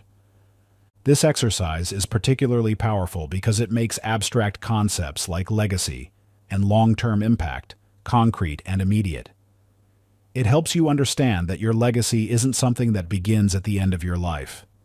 It's something you're actively building or diminishing with every action you take or postpone. After completing the letter, you'll identify 3 immediate actions that align with your desired legacy. These shouldn't be grand gestures or complete life overhauls. Remember what we've learned about the power of small, consistent actions. Instead, choose actions that you can take today, this week, that begin building the legacy you envision. The key is to select actions that create momentum toward your larger legacy goals while being small enough to implement immediately. This balance between immediate feasibility and long-term impact is crucial for turning legacy thinking into legacy action. Remember, your legacy isn't just about what you leave behind. It's about the impact you're having right now, in this moment, through your choices and actions. Every time you choose action over delay, impact over intention, you're not just moving toward your goals. You're actively building your legacy. Your legacy letter awaits. As you write it, remember that this isn't just an exercise in imagination. It's a bridge between the future you envision and the actions you can take today to begin creating it. What story will your letter tell? More importantly, what actions will you take today to begin making that story reality? Conclusion. Throughout this journey, we've explored the fundamental truth that has transformed thousands of lives. Action isn't just about productivity, it's about personal power. From the moment we began with Alex's story of transformation, through each principle and practice we've examined, one thing has become crystal clear. Your ability to take immediate, decisive action is the master key that unlocks every door to success. These transformations, and thousands more like them, all share a common thread: the integration of 4 core principles we've explored throughout this book. Environment design, creating spaces and systems that make action inevitable rather than optional. Strategic discomfort, transforming resistance and fear from barriers into launch pads for action. Action anchoring, building unshakable action triggers into your daily routines. Momentum building, understanding and leveraging the compound effect of consistent action. When these principles work together, they create what I call the action synergy effect, where each component amplifies the others, creating a self-reinforcing cycle of unstoppable momentum. This is why readers who implement the complete system often report results that exceed their expectations in both speed and scale. But understanding these principles isn't enough. True transformation requires implementation.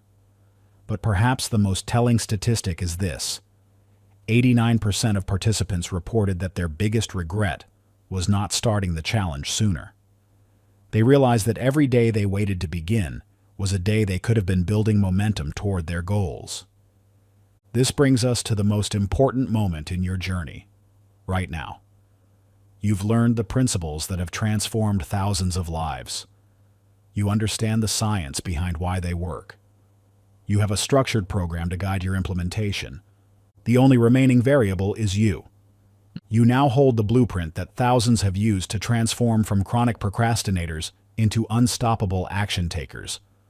The only question remaining is, will you take action right now, or will you let this moment become another someday? Your next action will give you the answer. What will you choose? Thank you for listening and for investing in yourself.